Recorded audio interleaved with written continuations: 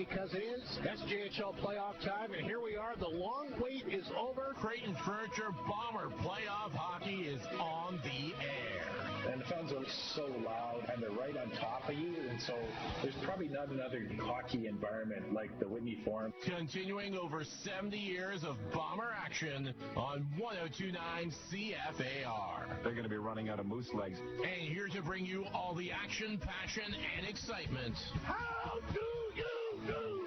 With the insider, Mike Slip. Bomber Nation is around the world. The one and only. Like a hungry man with a cheeseburger. Right upstairs where Grandma keeps the peanut butter. The voice of the playoffs. He makes it look so easy. Rob Hart. You're on. All righty, and we are here, the Whitney Forum, and boy, time flies by. It seems like it was just yesterday. We're here at training camp, kind of wondering how the Bombers are going to be able to replace the likes of Keith Gruner, Ryder Ringer, Leighton Carruthers, Carter Cormier, the list goes on and on. Preseason came along pretty good, and I thought, well, you know, you're playing the Blizzard, you're playing the Stampeders, okay. All of a sudden, got on a heck of a run there early in the year, went in a little bit of a tailspin, and had that big win in Yorkton back in late October, and really have not looked back. Looking forward to this one tonight. The Flin Flon Bombers, the Estevan Bruins, rekindling the rivalry.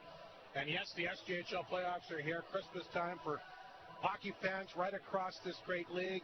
The Bombers, of course, will have home ice advantage throughout this series, and hopefully more if they're able to move on with a record of 41, 11, 3-1, an incredible 27, 0-1 at home. The first team since the Prince Albert Raiders of 81-82 to go through a whole calendar season without a regulation loss a year. The Raiders, by the way, were 34-0 that year, in case you're wondering.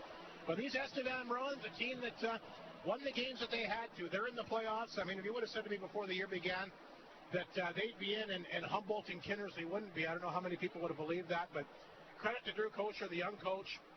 Like I said, they won the games that they had to, including a big win in Weyburn at the end of the year. And they get the opportunity to come in here and obviously as the huge underdog, but try to knock off the Bombers and do something really special. You know, Mike Slip with us here tonight. The Bombers played the Bruins. They played them twice now since 2022. Of course, the league finals back in 2022. But a couple of years ago, the Bombers were heavily favored in that series too. And look how it turned out. When you start the postseason, everybody's back at zero. And I will say this: I think it's going to be a tighter series than a lot of people think. Well, we've said it all year. Any team on any given night in the SJHL can win. But like you say, the regular season, no losses is out the window. The record is out the window. The scoring championship is out the window. Goalkeeping, the best goaltender, the stats are all out the window. It's a new game. It's a new season. And it starts tonight, and I'm really looking forward to it. High expectations for sure in Flin Flon, but I guess they always are. This team is certainly a very formidable team that always gets to the postseason, usually one of the best records in the regular season, but of course that one elusive thing's eluded them. And I'll tell you what, the Estevan Bruins got to be feeling good about themselves. They're in the dance. I don't care if you finish 8th, you finish 4th, 5th, whatever. You get in the playoffs, you've always got an opportunity. And all 8 teams, I mean, we got some great opening round series here. Flip a coin as who's going to win them. We're looking forward to this one tonight. It might be a long run between the two teams, but I think you mentioned Estevan Bruins, Flin Flon Bombers in the same sentence. People get excited. It's a great rivalry that goes all the way back to Western Canadian Hockey League days. 2 original franchises in the league, and of course, like we said, recent memory, that great league final of 2022. Mike, I don't know if we'll ever see the Whitney Forum like we did a few years ago. I'm sure hoping we do this time, but boy, that Bomber Bruins special that year was really special. It really was. We had, you know what added to that was our friend Tarts behind the Estevan Bruin bench stirring things up, and he stirred it up here at the Whitney Forum, and the fans reacted. It was a great series, and you know, the Bombers got to go to that Centennial Cup because Estevan was hosting, and really the Estevan Bruins sort of cratered, to be honest, in the Centennial Cup, and the Bombers didn't have a bad run. They couldn't get to the final, but they sure gave it a good effort, and that was a super exciting playoff run. I think they had good series before that too, if I remember correctly. So it doesn't seem like it's an SJHL Bomber playoff without meeting the Estevan Bruins at some point, and it is a great rivalry. And we look forward to seeing what young Drew Kosher could do behind the bench. Of course, he took over for Jason Tartanek at the end of last year. And like I said, give him credit. He got his team in the playoffs, and anything's possible. And again, the big thing for them, Mike, they don't have to win both games here. If they can win one of these two and take away home ice advantage, wouldn't that be a big morale victory for the team early in the season, or early in the series, if they could do that? Absolutely. It would be awesome. So, again, you don't know. You don't know until the final horn goes, and it's the Estevan Bruins aren't going to roll over. They're going to come out and play hard. And they've got arguably the top line in the entire league. Obviously, Yorkshire's got a pretty good one as well, with Leonard, of course, as well as Corshane, and that wonderful line that they've got there. But I'll tell you what, this line at Estevan is absolutely lethal, led, of course, by the league SJHL's top forward and MVP, the one and only Ewan Rennie. 37 points alone on the power play this year. Yeah, he's unbelievable. He's up there. Cash Olsen was the leading scorer in rookies, and of course, a guy that Bombers fans know well, Rylan Williams, the former Battle for Star. Again, his dad, Danny, a proud Flin Flon Bomber back in the day. I'm sure he'll be in attendance here tonight. Flin Flon will have to try to find a way to cut them down. They are led, obviously, by those three, and of course, Flin Flon pride themselves on having a lot of depth. Tall players on this team in double figures in scoring. Like Mike said, throw all the stuff from the regular season out the window. It really doesn't matter now. But we're looking forward to a great series between two outstanding franchises, and of course, the historic Whitney Forum, the site for games 1 and 2 of the SJHL quarterfinal. Great to have the fans at Great Furniture back on board. Been a driving force for these Bomber broadcasts for decades, and of course, a driving force for a lot of great stuff in the community, as well as all these other great sponsors. Great Furniture, the gang, couldn't do it without you. We'll take a break. SJHL Coaches Show Playoff Edition is next on 1029 CFAR and FlinFlonOnline.com. It's the Clear. most wonderful time Okay. of the year. You thought Christmas was over? Well, think again, because it's Truck Month at Great North GM. Get 0% financing on select trucks on a 72-month term. And if you already have a truck, trade it in and get $1,500 towards a new truck. There are demo discounts, cash incentives, and so much more. Great North GM even has the widest selection of on-ground Chevy and GMC trucks with shipments coming in daily. It's like the holidays never ended.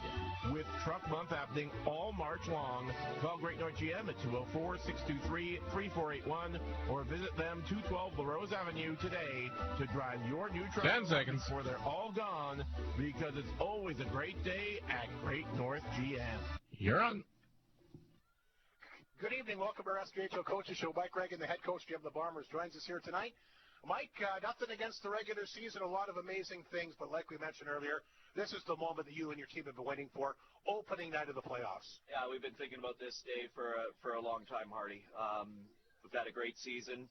The boys did what we asked of them all year. Now it's about applying that here, starting tonight here. I think that we've grown a lot since day one.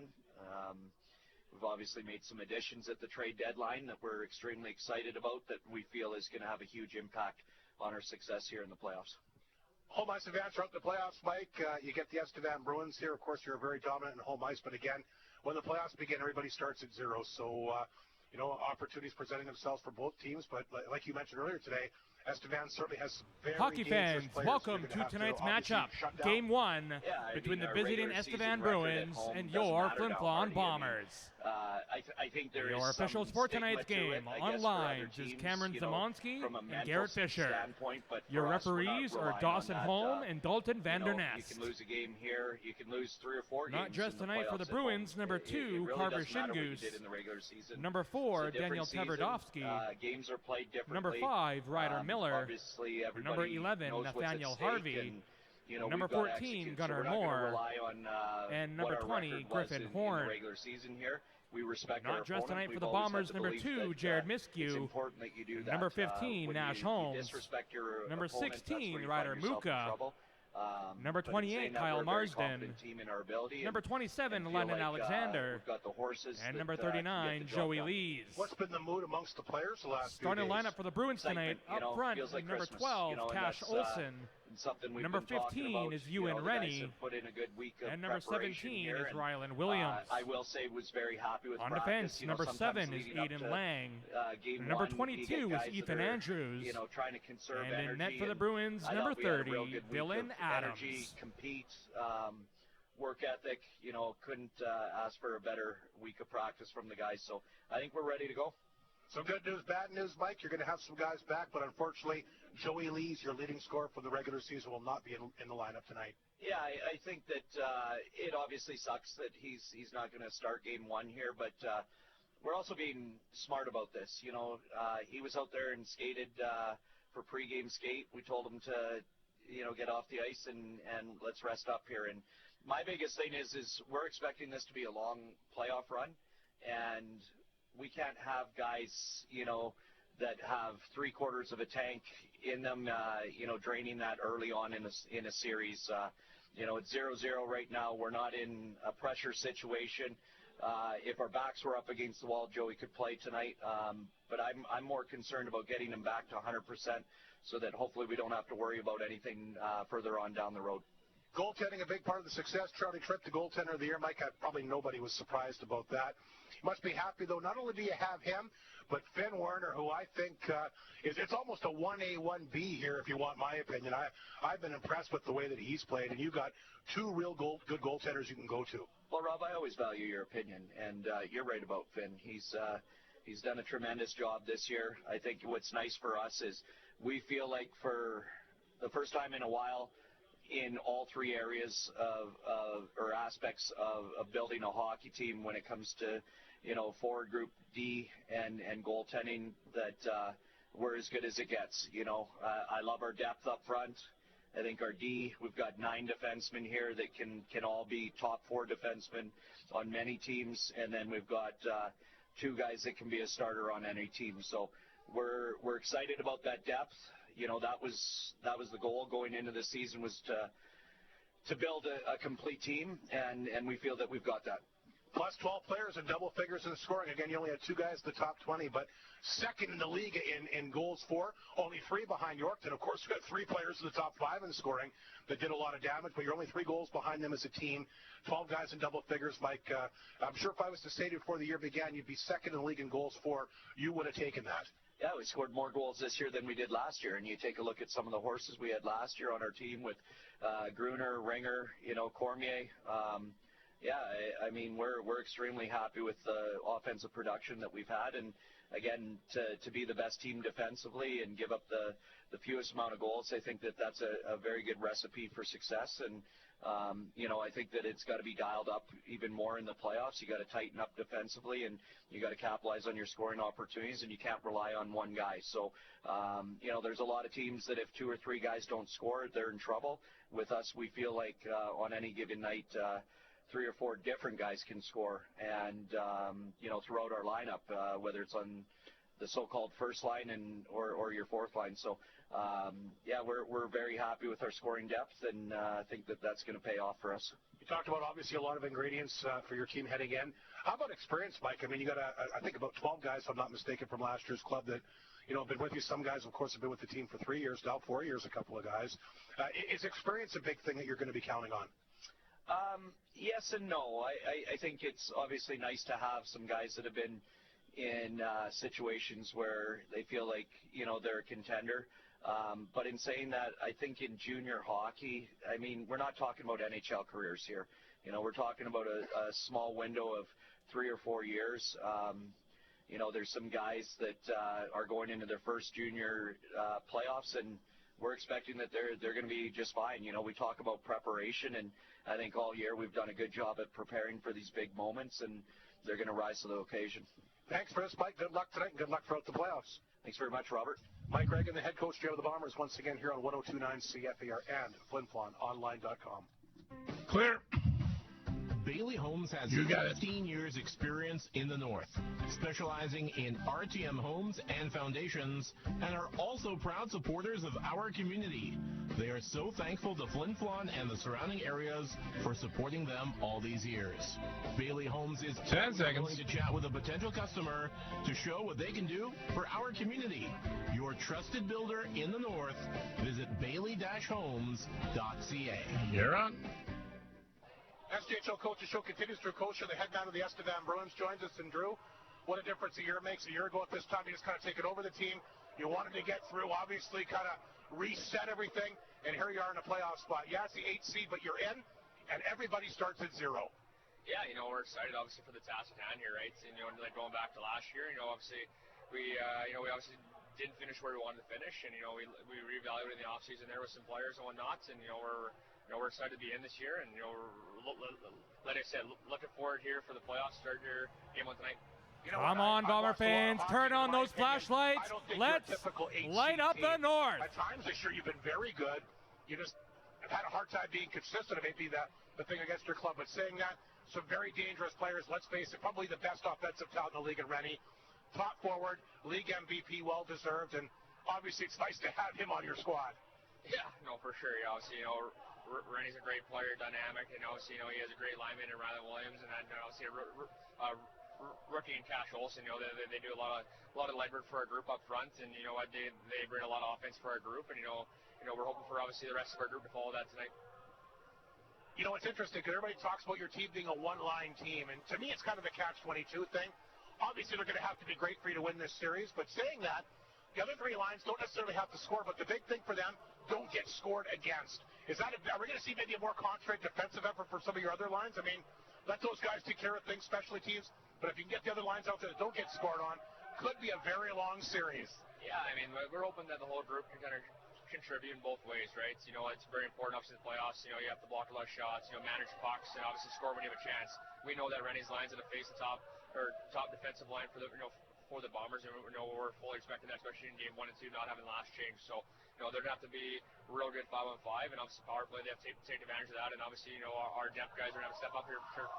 What's the mood amongst the guys coming up here for Flin Flon? Obviously the underdog, but that might not necessarily be a bad thing. Yeah, we talked about it. Hey, at the end of the day, we're in at 8. We're in the playoffs. Anything can happen. There's a lot of history, obviously, between both clubs the last 5 years. And, hey, I remember a couple years ago, there was 7 games at the end. And, so for us, it's, one shift at a time, one game at a time. And, we know that Mike's team over there is a great team, great hockey team. And, we're excited for the opportunity in the first round to kind of see what we can do. I know it's a long ways away. It's about 10 hours on a bus. But saying that, these two teams, like you mentioned, so much history. And I think there's kind of a real appreciation when these two teams play each other. I think this is a series that people are talking about because the great history between these two clubs directly, but it's the great history period. I think this is a marquee matchup for North and South teams for sure. Yeah, I know. Yeah, you nailed it on the head, though. It's definitely a long ways away from home for both of us. But it definitely makes for some good stories down the road, and being on those buses for 8, 9 hours. And yeah, it's always fun to play. One of the top teams in the league. Obviously the top team this year. Being number 1, and yeah, for us, we're excited for the challenge. We know what's at stake here, and we do feel all the pressures on the Bombers. And for us, it's we just got to make sure that we take care of ourselves. Obviously, a lot of the tensions to the top line, I get that, but your goaltending's not bad. Adams in particular. Are you confident he can help you steal a game here? Led by number 29, Charlie Trent. Who are your Flin Flon Bombers?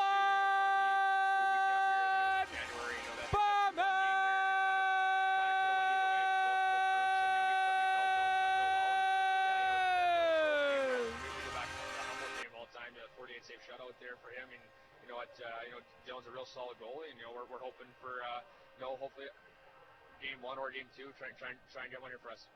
Ethan Andrews has been great for you too, of course. The one-time a Flin Flon Bomber. What a year he's had. Yeah, real happy for Ethan. He's had a great year. We talked about it all the time. He's kind of really blossomed from kind of last year to this year. He had a great, obviously he's at the Viking Cup. They're doing some great things there as well. And he's got a lot of speed, a lot of skill. He's a very confident hockey player.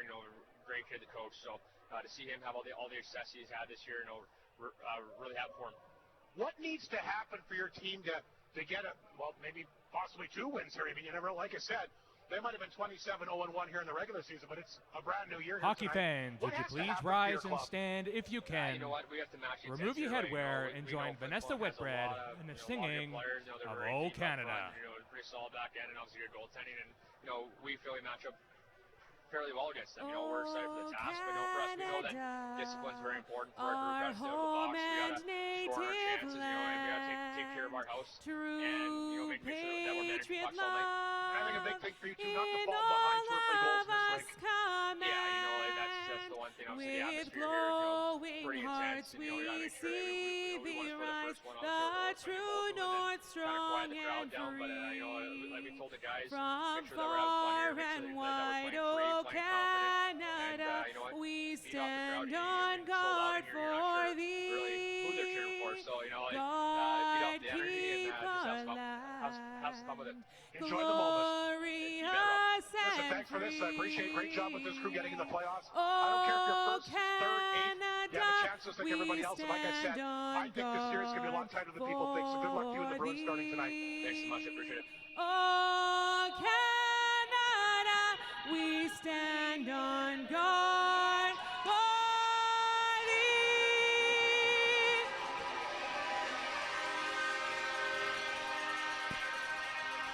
Well, I don't think I have to tell you that it's packed here because the volume controls, that was electric when the Bombers skated out here tonight.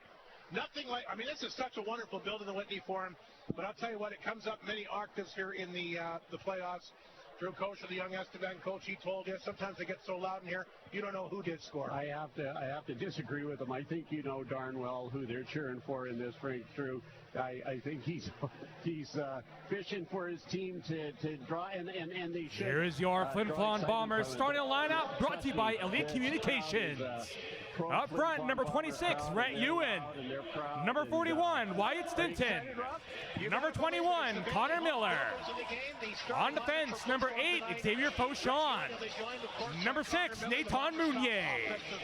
And in net, number 29, Charlie Schritt. Trick this year, fabulous numbers, 23, 9, and 2. A save percentage of .925, a goals against of 1.88. And Mr. Dylan Adams will be his counterpart at the other end of the rink. Not bad numbers at all. He'd probably like a few more victories at 12, 15, and 3, but decent numbers. The goals against the 3.06. Williams goes down for the penalty against Flin Flon right off the hot. 914 save percentage, by the way, for Adams. Don't even get the numbers out of the way.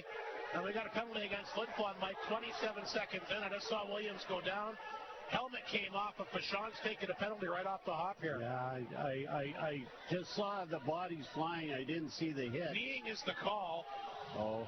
So he obviously went down awkwardly, lost the helmet, but an opportunity here for the Bruins on the power play.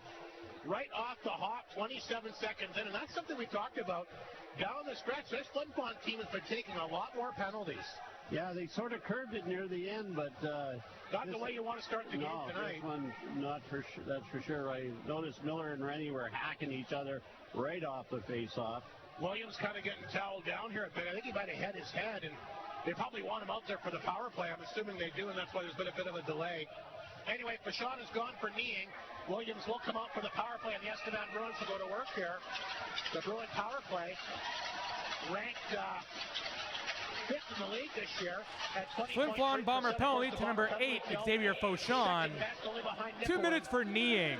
Time of that penalty is at 27 seconds. That's 8, Fauchon kneeing at 27 seconds. It is now time for a penalty kill, sponsored by Chicken Chef. Rennie knocked it down. Rennie had 37 points in the power play this year. That holds the puck in. Manders will go back and pick it up inside the Estevan zone. Arbery will watch him just underway in the opening period. Great crowd here for game 1 of the SJHL quarterfinal between the Bombers and Bruins. Rekindling the rivalry from a couple of epic 7-game series we've seen here in the last few years. Bruce back of the Bomber net. He gets tied up here. Does get it free. Picked up by Seitz. They're hammering down the ice. And Adams will stop that. And the Bruins will take over. They're going to switch things up and go with the second unit here. A little slow to get out there. That's picked up here by Lang. And Lang will get rid of it quickly. Picked up the left side. Bruins will come across the Bomber line. That's Potter. Knocked away from him. Puck will come out. And this will chase Lang back inside the Bruins zone. 51 seconds remaining in the power play, just underway in the opening period. No score as of yet. Neither team being able to muster a shot as of yet. Potter gets rid of that one quickly. There's a chance as that's fired on target that time. The long shot, courtesy of Moore. Kicked away by Pitt. Rebound sent back down the ice. Adams will stop it. Estevan's power play not been able to set up inside the Flin Flon zone. Running out of time. 27 seconds to go. Here's the drop pass. Olsen, SJHL leading scorer in points this year for rookies, brings the puck in, flips it out front, look out! Redirected that time. Off the Bombers, Ryder Knudsen, and how about that save for Charlie Tridd? Charlie Tridd right in the right spot at the right time. That's why you got to throw the puck on the net, Mike. Stuff like that can happen. Yeah, but Charlie was there. Just a quick shout out to my good friend Hugh Devlin, also better known as Crampton, and looking forward to having you back at the rink here, Crampton. Absolutely. A fixture at the Whitney Forum and a one-time Flin Flon Bomber. Very good hockey player, very good stick handler. Great firefighter. And a good golfer. And a great golfer. And a good friend. Here's Bruce in the corner. He'll try to move that up the boards, wishing him a speedy recovery. Bruins trying to get something going here in the late stage of the power play. They'll throw the puck to the blue line. That's knocked down and fired in wide that time. And then grabbed inside the net this time. Look out! Now we got one of the Bombers down. That's Bruce, and one of the Bruins is taking a... Fashawn better be careful here. He cross-checked the guy when he was down. He's already taken a penalty to start the game. Yeah, the Bruins... he better be careful. He could have got called there again. Olsen should be careful, too. He took a few shots at Bruce. Well, I guess that's going to take a penalty here. Yeah, exactly. But that was foolish by Fashawn to cross-check him down on the ice. Yeah. Nelson, the captain, will go. So Flin Flon will get a power play off the hop here after killing the first Estevan Bruin power play. And I guess he wanted intensity, and Mike Slip, you got it. One more shout out and is to past president Travis Rideout, who I know is watching and listening down in Winnipeg. Good friend and a great hockey man, Travis Rideout. Look forward to having him back at the Whitney Forum very soon as well. Face off for the Bruins zone, the left of the goaltender Adams. Bombers on the power Estevan Bruin penalty to number 9, Rory Elson. 2 minutes for roughing. Time of the penalties at 2:34. That's 9 Elson roughing at 2:34. It is now time for a power play sponsored by Source Embroidery. At 24%. But they don't have Joey Lees, who of course led the team in the league in power play goals, but 14 not in uniform tonight. Bombers will go to work. Lots of other good players there. Maverick Gilal, good to be back in the lineup tonight. Back to that for Miller. Around the board for Martin to the blue line. There's a chance. The puck is wide open. They can't put it in. The puck is in Adams' legs as he makes the save. The puck took a funny hop, and Seitz had a great opportunity there. I don't think Adams even realized he stopped it, Mike, but he moved so well and got from the one post to the other and made a very good save. Yeah, it was a great save. He had no idea he had it, but he was in the right spot and made that save. A lot of extracurricular after the plays here so far. Both teams have got to watch that they don't get too aggressive. Penny Beck, by the way, is our Arctic Beverages power play contestant. Gets her products to the co-op. Good luck to Penny. Longtime Bomber supporter. Here's at the blue line. Ward has got it. Feeds it over the left side. That's picked up here by Morozov. He'll drop that one there for Skitten. Back to Ward. A chance to Hart. You fuck it up, Hart. Bury it in. And the Bombers will jump off quickly. 1-0 on the power play.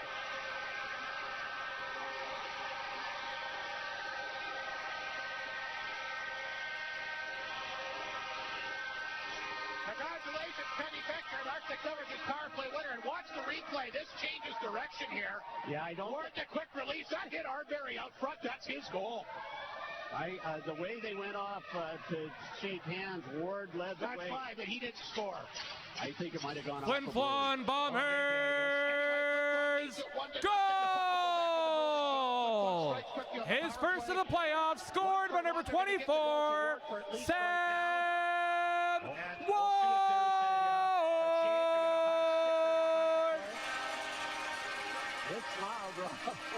Sam Ward's first of the assist to number 20, Reed Arbery.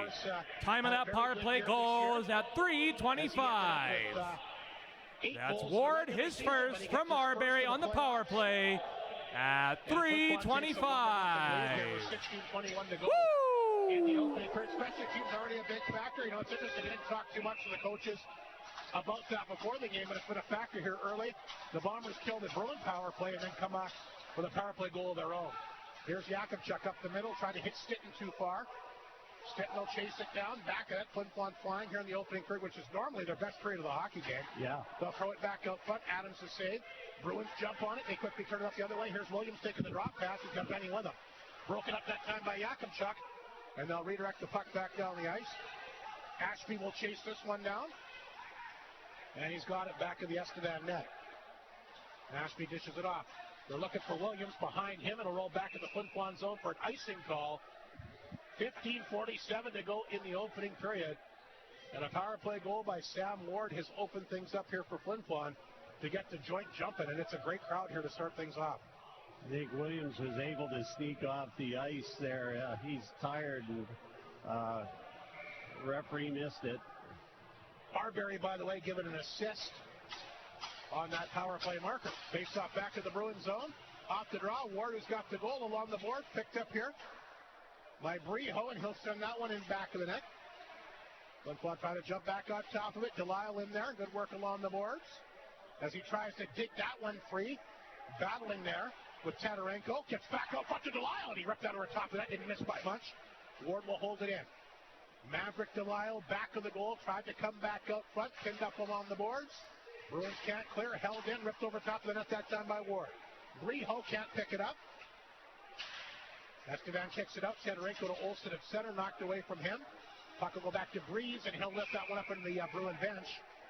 And already, we've seen some tinkering from the lines for Estevan as they've had Williams, Rennie, and Olsen to start the game. Now they have Olsen on a different line here, trying to get some secondary scoring, right? Trying to find the magic. Yeah, absolutely. So you're going to see a lot of different things happen during this playoff series. Yeah. 15:08 to go, opening period, electric atmosphere, and a 1-0 Flin Flon lead, an early power play goal by Ward. Sykes will line up for the face-off here. And he wins the draw. Bruins try to move it ahead. That's picked up here by Arbery. Dropped it back inside. There's Oda Pashon. Return pass. Arbery to center. Gets a hold of it. Rips it in over top of the net again. Sykes will chase this one down. Morozov can't pick it up. Hit a skate. Comes out front. Arbery after it. He got an assist on the opening goal. Picked it up. Reed Arbery. Third-year Bomber. Throws in the blue line. Picked up by Mooney. A chance. And again, well over top of the net. Might have hit somebody. Sykes has to bounce off the check. Arbery will pick it up. Good work by Arbery. Back of the goal. Nifty move there. Arbery poked away that time by Andrews. He'll get a hold of it off the glass, and down the ice it goes. And it'll be another icing called against Estevan. At this time, the Flin Flon Bombers would like to thank our Platinum Playoff sponsors. Yeah, absolutely. A big thank you to Northland Ford, Bailey Homes, Elite Communications, North of 53 Co-op, Creighton Pizza, Arctic Beverages, Funky Threads, the Orland Motel, McEwen Inc., O'Donnell Financial Services, and our Rally Towel sponsor, Canadian Tire. Beasley to take the face-off here against Miller. The Bombers win the draw inside Estevan territory. Ward again. Back to Knutson. He fanned on that. Miller will get it back to him at the left point. Gets over top of his stick. There's a chance now for Muller. Muller cutting down the lane. Muller walked in and gets a shot away. The first good chance here for the Bruins. Turned away by Trent. Here comes Miller the other way. Miller down the wing and hit a stick. Good save, Adams. Again, he wasn't sure where it was, but got the blocker up there to make a good save. Puck chip back to center. Miller will poke that one ahead, this time to Stinton.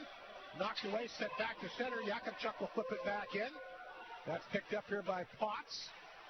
Elson dropped that one back. Holt to center. Flipped it inside Flin Flon territory. Bruce there to get it. Bruce back of the net. Up the boards. Picked up and flipped out that time by Lalemire. Bruins get it back at center. Elson's drop pass will go inside Estevan territory.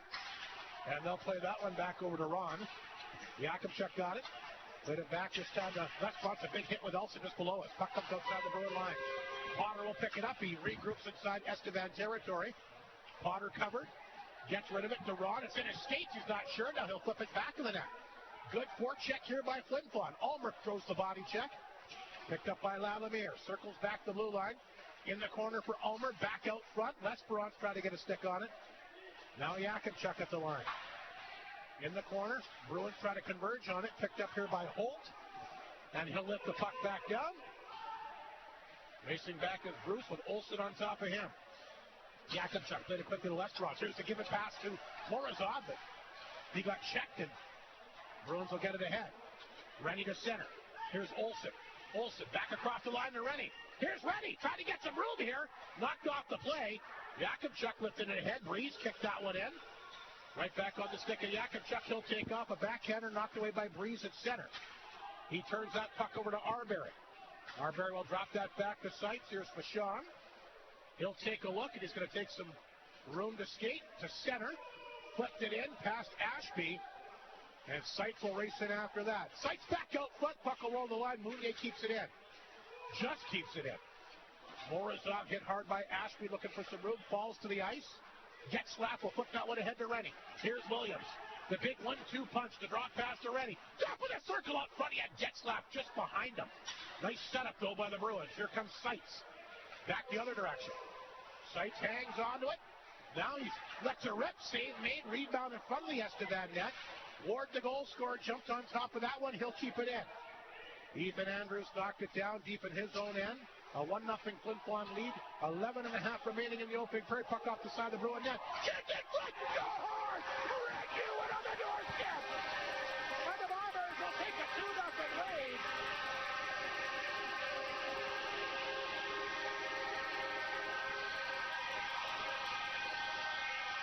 Mr. Playoffs himself, Red Ewan, fantastic in the postseason last year. Unfortunate bounce for the Bruins here again. And again, Adams doesn't realize where this puck is until it's too late and it's in front of the net. Yeah, absolutely. Red Ewan driving to the net the way Red Ewan can. But a great forecheck here by the Flin Flon Bombers so far tonight, and especially Flin Flon Bombers goal! His first of the playoffs, scored by number 26, Red Ewan!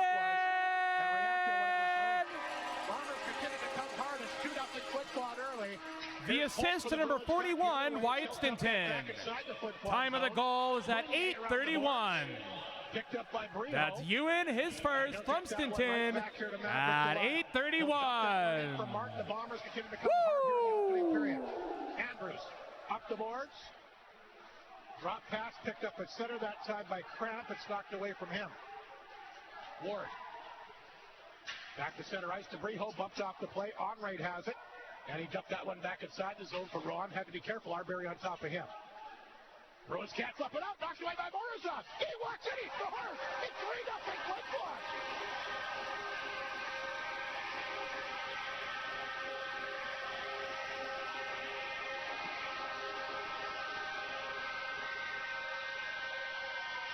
Well, you can't turn the puck over like that in your own end.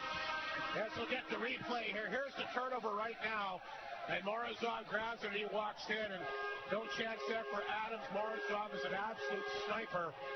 And 3-0 Flin Flon. What a start for the Bombers for the opening period, Mike Slip. Absolutely, and as I just mentioned, the forecheck comes again and creates that goal. Flin Flon Bombers goal! His first of the playoffs, scored by number 25, Daniel Morozov. Unassisted. Time of that goal is at 9:27.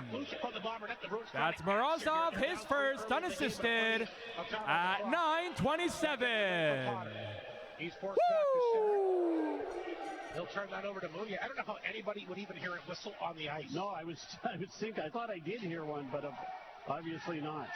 Ron will get a hold of it, comes back to center ice. Knutson, that's offside, and knocked down with 9:47 to play. Boy, what a start for Flin Flon. But we mentioned it from the onset, and you and I, of course, have seen pretty much every game in this building this year.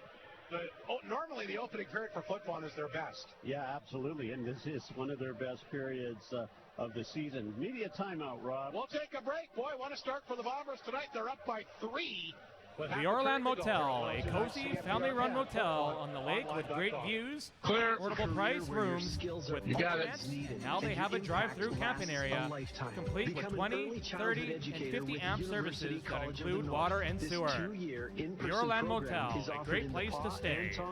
It's perfect for those who enjoy being around children, working with others, and being creative. UCN's instructors are here to support you every step of the way. Start September 2026. Apply at ucn.ca. UCN. Here you can. You go to Tanao University College North sa tinutigis kinomagay nao ay kanto pa Tanao UCN.ca. UCN tagi Spanish.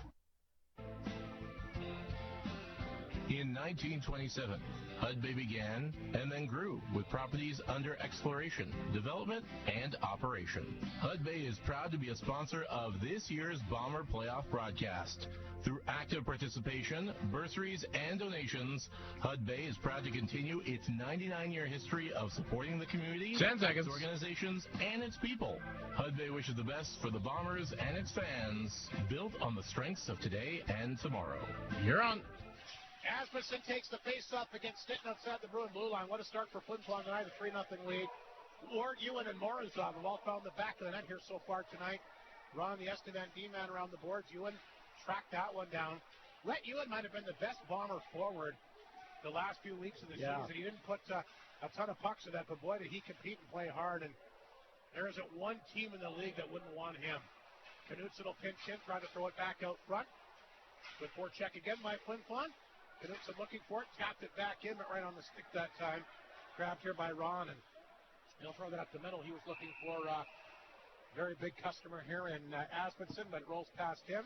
Hardy, in that last break, Teterenko made his way to the Bruins dressing room. I don't know if he was hurt or if it's an equipment. He looked like he was sort of holding his hand, but I'm not sure. Well, we'll have to keep our eyes out and see if he returns tonight. He's had a couple of good shifts to start the game. Yeah. Lyle will take the face-off here as he lines up against Asmussen. Bombers win another face-off. Ward will hold it in along the line. Here's Breho.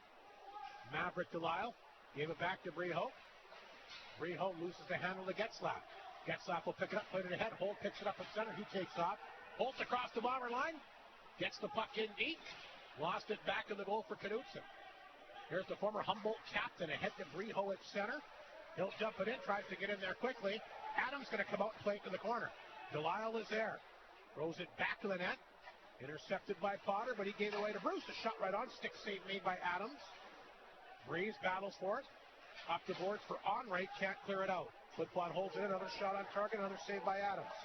Arbery will grab the rebound. Flipping the blue line. There's a shot through traffic. Good save there.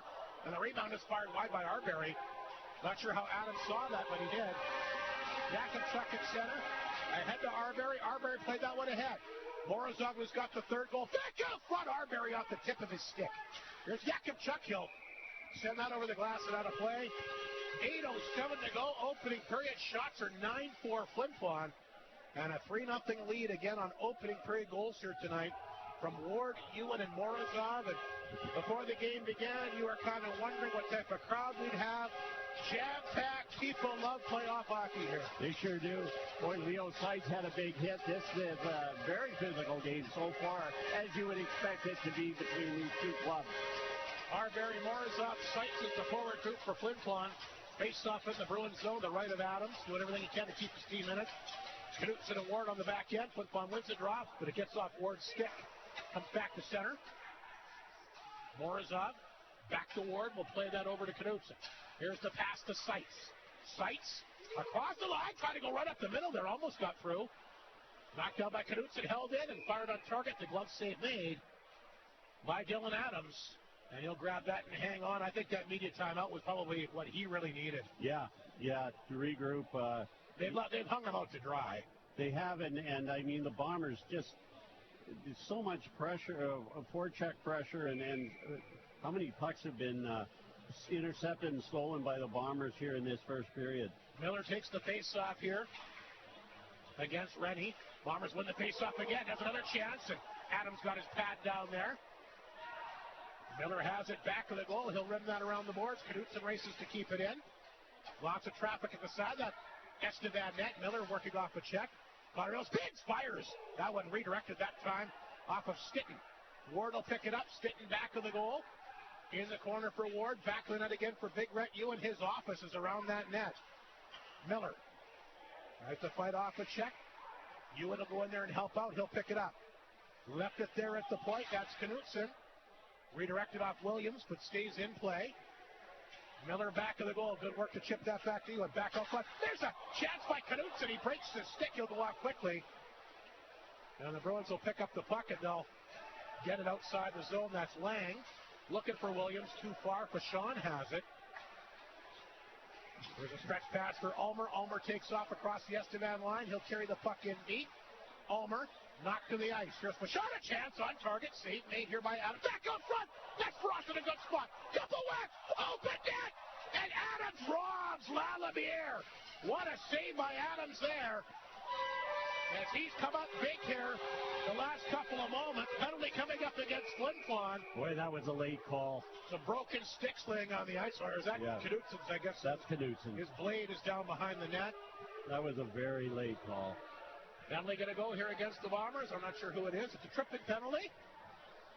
And Estevan will get a chance once again to try and get something going on the power play. Mooney going to argue it. It won't help. And I always get a kick out of guys that argue penalties. The referee doesn't change his mind. No, but everybody does it in every league. I know. You're right. You're right. That stick is still laying out here. They're going to grab it. Rhett Ewan is a man on a mission tonight. That last shift, he was flying, beating Bruins to the puck, and just a look of determination on his face. As he like I said, I think the last few weeks he's been there. If he got their top forward in the top three. He and Reed Arbery for sure. They'll take the draw here. Flin Flon Bomber penalty to number 6, Nathan Meunier. 2 minutes for tripping. Time of that penalty is at 13:32. Got 6, Meunier tripping at 13:32. It is now time for a penalty kill sponsored by Chicken Chef. Only finished 2 behind anyway, but a great year for him for sure. But I'm sure he would give up some of those points for some success there in the playoffs. Andrews will pick up the puck back at the Estevan net. And he'll flip that one ahead. Grabbed here at center ice. Brought in that time by Ron, but stripped away from him. Estevan's power play has not been able to figure Flin Flon out so far. Ethan Andrews once again forced to pick up the puck back in his own net. Sights will watch him. Here's Ethan Andrews, the former Bomber, where it all began. Swings the pass to Beasley. Beasley down the right side, made a good move, flipped it out front. Puck laying there. Grabbed by Sights is sent back down the ice. Adams to save. And he'll leave it at the side of the goal here for Lang. 55 seconds to go in the Estevan power play. Lang has it. Looking for someone to give it to. He'll drop it off to Potter. Potter across the Bomber line. Carries it in. Throws it out front at a couple of guys there. Getzlaff will hold it in. Turned it over, though, to Fashawn. Down the ice on target. Adams to save, and Lang will grab it. 34 seconds to go in the power play. 5 minutes to go in this opening period. Flin Flon a 3-0 lead. Lang dropped that one back to center. Picked up by Beasley. He'll send it inside the Flin Flon zone. There's Knutson up the boards. To the blue line. Chance now short-handed here for Miller, but Lang made a good play to knock it away from him. Puck came back to center. Dug free by Olsen. Sends that pass to Getzlaff. Around the boards it goes. Flin Flon will chip it ahead, and that'll do it for the power play. Estevan is 0 for 2 here tonight. And I don't know if they've had a single shot on either one of these power plays. I don't think they have. Ulmer to center. He'll send it back inside the Bruin zone. There's Lalimiere, who was robbed the last time he was out there. Goes down hard. Les Bronx will chase after it, bumping back to it here. Getting the gloves up a little bit high. Getzlaff gets it free. Les Bronx probably going to... He was mixing it up. Look out, a couple of guys have gone. We're going to have a fight right off the hop here. Les Bronx was mixing it up back to the net there with Andrews. And Getzlaff took it, sent it, then pulling haymakers on each other here. The lines are trying to separate them.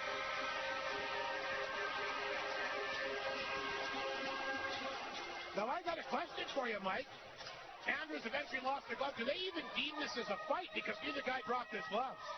Yeah, I think... They're both swinging away here. I think they're going to be lucky and stay in the game. It'll be interesting to see. I know what you're saying, Rob. Well, helmet stayed on and the glove stayed off. Andrews lost because he didn't deliberately take it off. Yeah.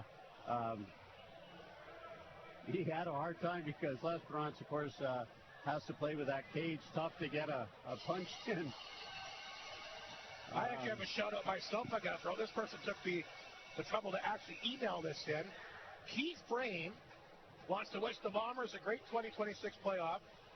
And certainly the Flin Flon fans have a wonderful playoff experience. Coming from Keith Frame, who lives, by the way, in Kyoto, Japan. Wow. His sister lives in Denair Beach. That's Gloria. And they always listen to 1029 CFER, FlinFlonOnline.com. So Keith Frame in Kyoto, Japan tonight, listening to this game, and a big Flin Flon Bomber fan. You know, my wife said to me, she said, you broadcast to the world, you and Hardy. And I said, no. And sure enough, someone in Japan. That's unbelievable. We love all Bomber fans from all four corners of the earth. It's now, amazing. Estevan has taken, not to cut you off there, Mike, Estevan's taken the extra penalty, so Flin Flon's back on the power play for the second time tonight. Roger Armstrong is going to be... Penalties on the play to the Estevan Bruins, number 19, Colton Getzlaff. 2 minutes for roughing, 2 minutes for roughing, and a 10-minute misconduct. 1 for 1 tonight. We'll see if they can make it 2 for 2. One of the roughing penalties to be served by number 22, Ethan Andrews. Then to the Flin Flon Bombers, number 37, Keaton Lesperance. 2 minutes for roughing and a 10-minute misconduct. Time of the penalties is at 15:57. That's Getzlaff, 2 minutes roughing, 2 minutes roughing. One of them served by Ethan Andrews and a 10-minute misconduct. Then to the Bombers, 37 Lesperance, 2 and a 10 for roughing, all at 15:57. It is now time for a power play sponsored by Source Embroidery. Back to the blue line for Fashon. A lot of traffic in front of that Estevan net. Here's Seitz. Back to Fashon. Leaves it there. Delisle hangs on. Toe drag. Walked in. Fired a good save again.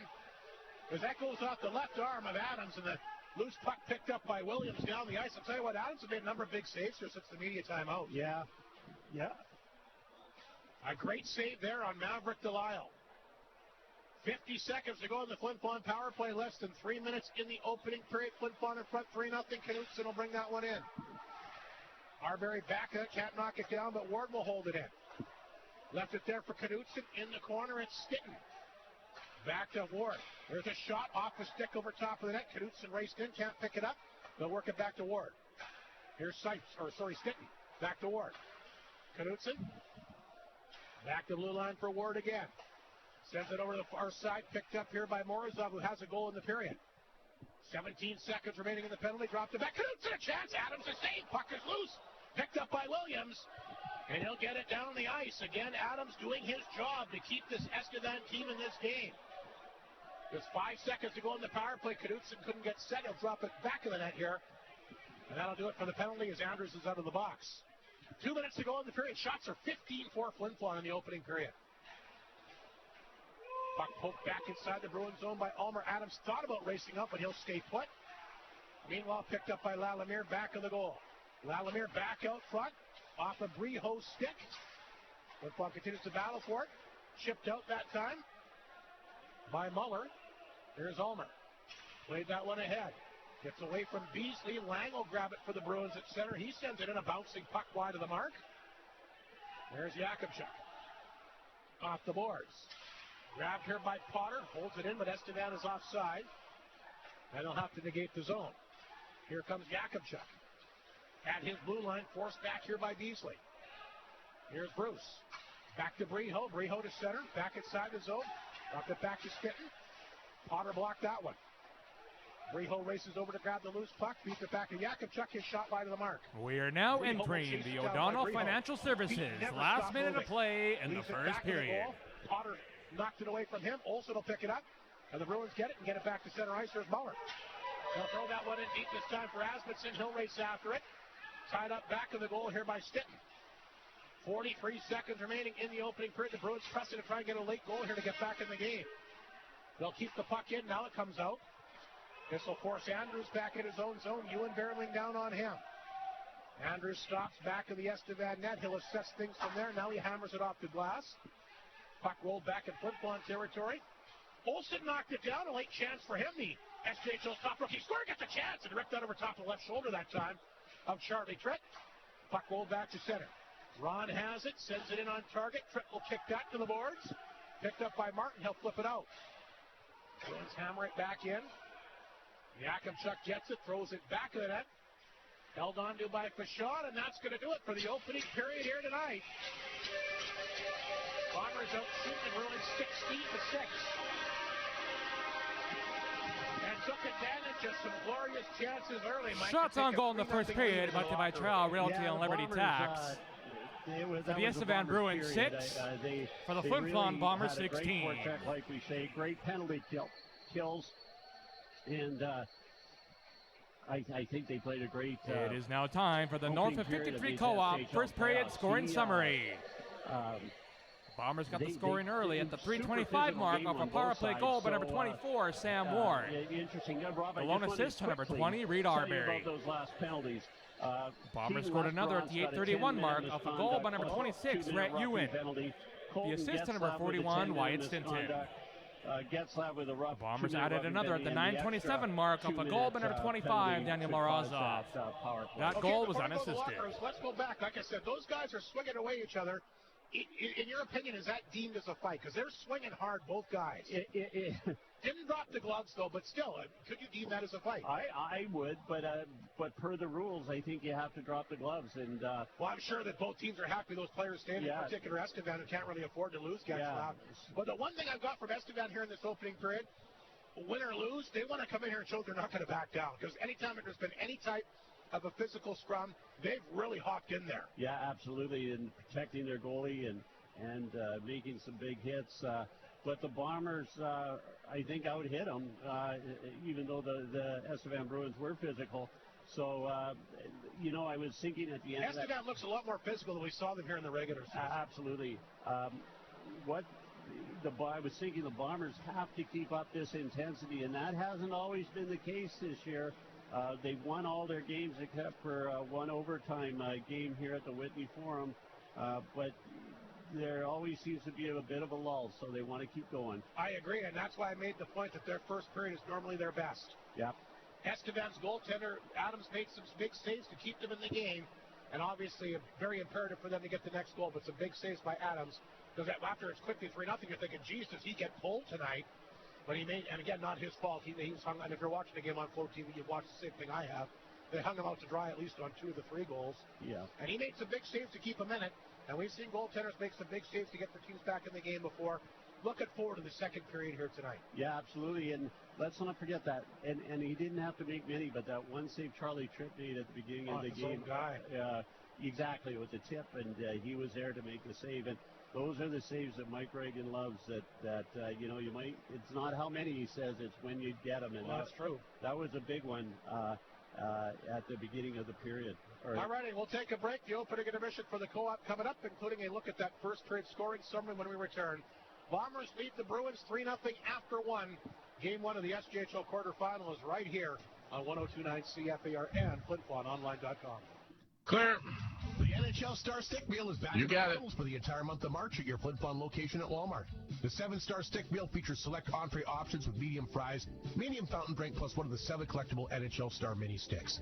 Make sure you try the McDonald's Hockey Hero Sandwich, topped with onions, 2 slices of processed cheese, 3 strips of bacon, lettuce mayo on a toasted home-style bun, and the Cadbury Cream Egg McFlurry back just in time for Easter, which is a smooth vanilla soft serve with a piece of milk chocolate swirled together with the delicious flavor of a sweet Cadbury cream egg blended together for a decadent, cool, and creamy dessert. Come by your local McDonald's to try these tasty treats, and remember, McDonald's wants to wish the Flin Flon Bombers all the best of luck throughout the SJHL playoffs in their quest to bring home the Cantera Seeds Cup. For decades, the North of 53 Co-op has been committed to providing you with fresh quality produce then, now, and always. With perfectly ripe and rich in flavor red mangoes, large juicy beefsteak tomatoes perfect for any salad or sandwich, fresh organic strawberries ready for the snack box, and freshly chopped salad kits for your convenience. Fresh quality produce then, now, and always at the North of 53 Co-op. You're at home there. Every show binged, eating 8 times a day, and walls are starting to ramble at you? This is Cabin Fever, and it's time for Shane's. How about picking up a new acoustic skill with a new crisp guitar or a booming drum set? Or bring those big family game nights back with a new game for any age. Stop the walls from talking to you and beat down Cabin Fever with selection unlike any other. Shane's at the Atinikay Mall will beat those indoor season Cabin Fever blues. Take charge. Head to Shane's at the Atinikay Mall. You're on. And welcome back to Whitney Forum. The first intermission show for the co-op continues. We'll take a look at that Northland Fort first period scoring summary. Didn't take long. An early power play by the top power play unit in the regular season. Ward able to jump on it from the blue line. It definitely hit somebody, maybe a Bruin. Anyway, his first from Reed Arbery to open up the scoring and really get the crowd jacked up at 3:25. They come back a few minutes later. The puck got caught on the side of the Estevan net. I believe Adams, the Bruin netminder, lost sight of it. Anyway, Stinton able to flip it out front. Ewan was there, Johnny on the spot. He gets his first of playoffs at 8:31. Then Morozov on a bad turnover by the Bruins inside their own zone. You can't cough up the puck with a guy with all that tremendous offensive skill. Able to go low stick side on Adams for his first unassisted at 9:23. But Flin did have plenty of other opportunities after that. Like I mentioned, Adams did a good job closing the door and has given his team a little bit of breathing room. They get to the locker room to try to sort things out and try to come back out here and get going here in the second period. Special teams a big factor. The Estevan power play 0 for 2, Mike. I don't think they've got a shot. No, the Bonner penalty kill has been fantastic, but you're right. They couldn't get the puck. They couldn't cycle the puck in the zone at all. They couldn't. They never had real strong possession ever. They barely got across the blue line. So Estevan 0 for 2 on the power play. The Flin Flon Bombers 1 for 2 here on the power play so far tonight. Once again, Ward, Ewan, and Morozov have all got their first. And Flin Flon, very dominant team when they lead after one period of play, at least in the regular season. When the Bombers led after one, 26-3-2 in the regular season when Estevan trailed after one period of play this year.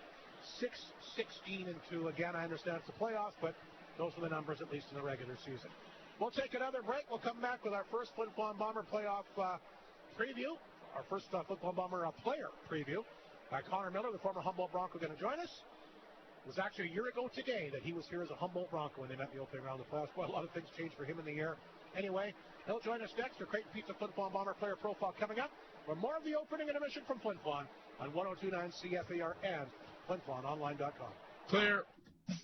Life is sweet when you upgrade your home with Maytag's Kitchen Sweet Savings at Creighton Furniture and Appliance Center. You can save $150 when you purchase any 2 qualifying Maytag major kitchen appliances, or go all out and save an additional $300 when you purchase 3 or more select Maytag kitchen appliances. Transform your kitchen and take advantage of Maytag's Kitchen Sweet Savings event at Creighton Furniture and Appliance Center ending April 1st.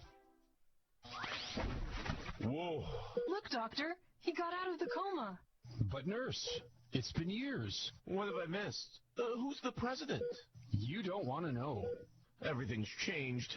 Too bad. I could go for some Creighton's pizza. I bet you're hungry enough for ethnic favorites. Pizza from small to double XL, Flinty's fried chicken, and don't forget about the burgers, fries, and milkshakes. Have them deliver it here. 10 seconds. Creighton's Pizza, 688-2080. Fight for the last slice. You're on. Welcome to our first intermission. Former Humboldt Bronco, of course, a member now of the Flin Flon Bombers. Connor Miller will join us. Connor, getting ready for your first official playoff game as a Bomber. How do you feel? I'm excited. It's nice to be on the home side and have the fans behind us today, so we're ready to get going here and have some fun.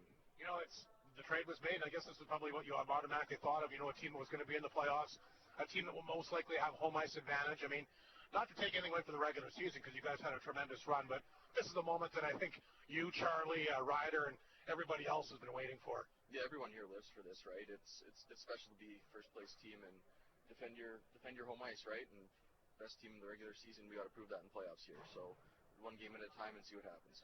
You were telling me before we went to air, it was a year ago today, that you were here as a Humboldt Bronco. Yeah, it's crazy how things change over time. It is. Anything can happen in a year, and especially in hockey. But I know you've embraced the trade, and your thoughts on what it's been like to be a Bomber so far. Yeah, I love it. It fits the way I play. It fits the way Ryder plays. It fits the way Trudy plays. It's special. It's fun to come here and play in front of these fans, get all the energy going, and it gets the adrenaline going. It's awesome. You played a lot of big games. I mean, you played, of course, I know you've had a chance to play some international hockey for Canada West. Of course, you played in the playoffs with the Broncos, and I know that you've had some big games for Flin Flon this year. You're a veteran that's played a lot of big circumstances. Saying that, are you a little bit nervous about this one tonight? Yeah, everyone's got to be nervous. If you're not nervous, you're not human, right? So it just says you're alive, and it's a sign that you're excited and ready for the challenge.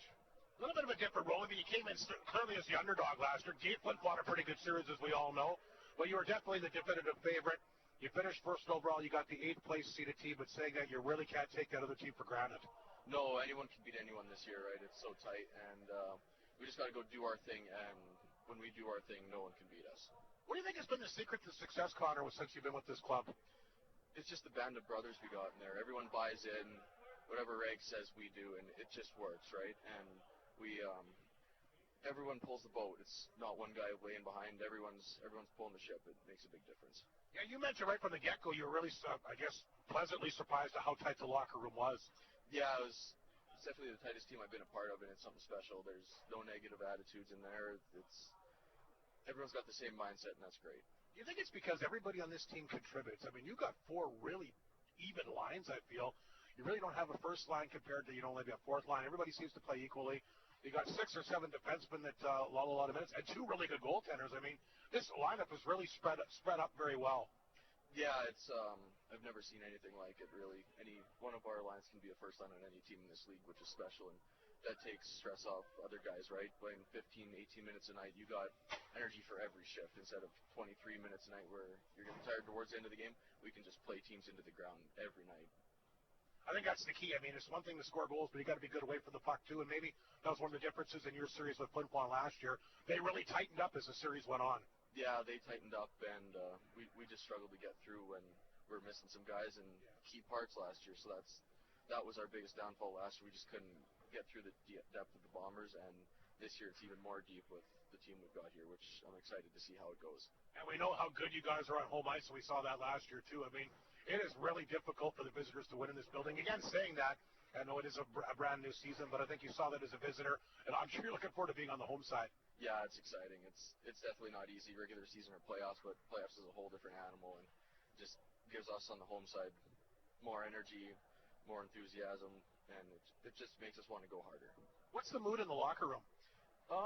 It's good. It's calm. Everyone's a little bit nervous, but rightfully so. That's going to happen, right? And we know what we got to do, and we're going to go do it. Do you like starting at home, or does it really matter in the playoffs? No, it matters for sure. Getting home ice off to a good start, especially the first 2 games, it's huge. It can dictate a series. Connor, since I've seen you play, I mean, I liked you in Humboldt too. I thought you were a very good player there. I obviously get to see you more here in Flin Flon than I did when you were in Humboldt. You come across as a complete player to me, but really dominant in the face-off circle. Is that, I mean, you're obviously a good face-off guy. Is that something you've worked on, or have you just had a natural skill in that area?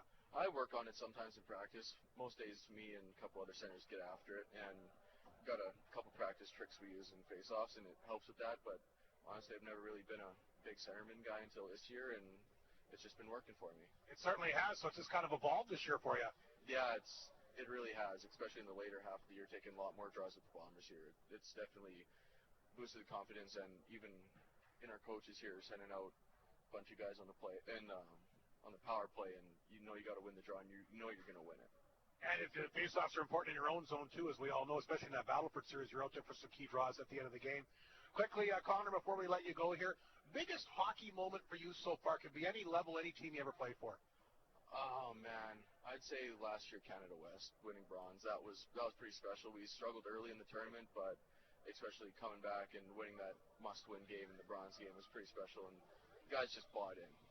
That's a big factor for sure. And how about your first, if I'm not mistaken, first Bomber goal was in L'Orange, was it not?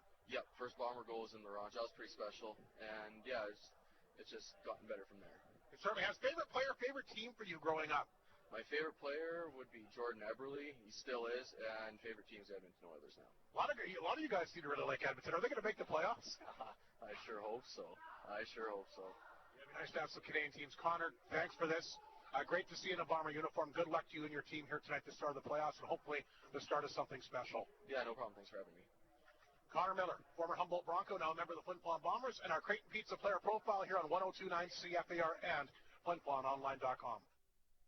Clear. Jim's Custom Doors and Windows is your trusted local windows, doors, Would be and blinds store. 4. But did you know they also install overhead doors? And did you know that a properly installed overhead door can help protect your home against extreme weather, help you save on your energy bill, and can increase the value of your home by up to 4%? Well, if you didn't, now you do. Plus, they also have lock and key services, helping you protect your home from the elements. Jim's Custom Doors and Windows. Call them today, 687-7071. Gatorade's unflavored water is your new go-to for all-day hydration, infused with electrolytes for great taste. When you pick this up, all you have to do is flip the sports cap and drink the clear, refreshing water with no sweet taste. It's formulated for all active people to hydrate throughout their entire day. Arctic beverages in Gatorade, ideal for all-day hydration for all active people. Your lifestyle may change each day, but what you have inside you doesn't. With Gatorade water.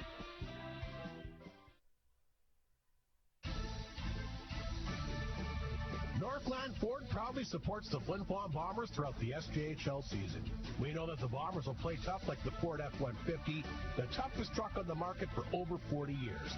Northland Ford helping the community cheer on the Bombers as they work to bring a championship to the best fans in the league, and they provide you with the best selection on their lot. In the North, for the North, Northland Ford, the dealership you tell your friends about. We were just driving to school. Yeah, the music was loud. And we were all talking. I thought I had everything under control. Until I hit that kid in the crosswalk. Please, look for pedestrians. Stop for them. Think of the impact you could make. A message from the Federal Highway Administration. And you're on. And welcome back to Whitney Forum. Rob Hart, Mike Slip, the SJHL quarterfinal in Game 1, and a very good opening period. Led by number 29, Charlie Tritt. Here are your Flin Flon Bombers!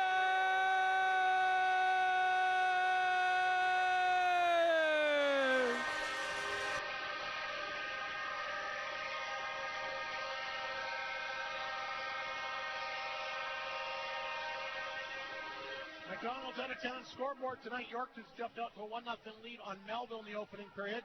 Weyburn had struck first in Nipawin tonight, 1-0 midway through the first. Melfort Battleford will be getting rolling here in about 10 minutes' time. I think a lot of people, that's an intriguing series. Yeah.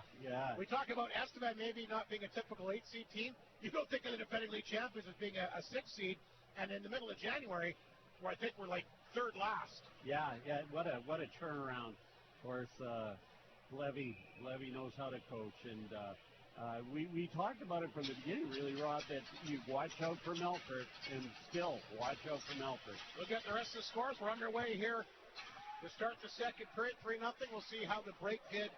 Estevan, like I said, Adams, I give him credit. He made some tough stops here. Really hung in there. A rough start for his team, and usually the goalie's the end recipient of that, but he made some saves to keep his team in. And here's a pass up to Miller. Rolls past him, back inside Estevan territory. Adams stopped that. He'll shovel it to the corner. Miller tries to reset and grab it. He got tied up. Sitton got a hold of it. Knocked off his stick. There's a chance by Miller. Fired up the side of the Estevan net. Lang up the boards to Williams. Tried to get it back to Rennie, but knocked off his stick. Here's a chance for Ewan. Ewan, a backhander, gets a good chance off the Hoffman. Adams stopped him. Another great chance for Rhett Ewan, who did have a goal in the opening period.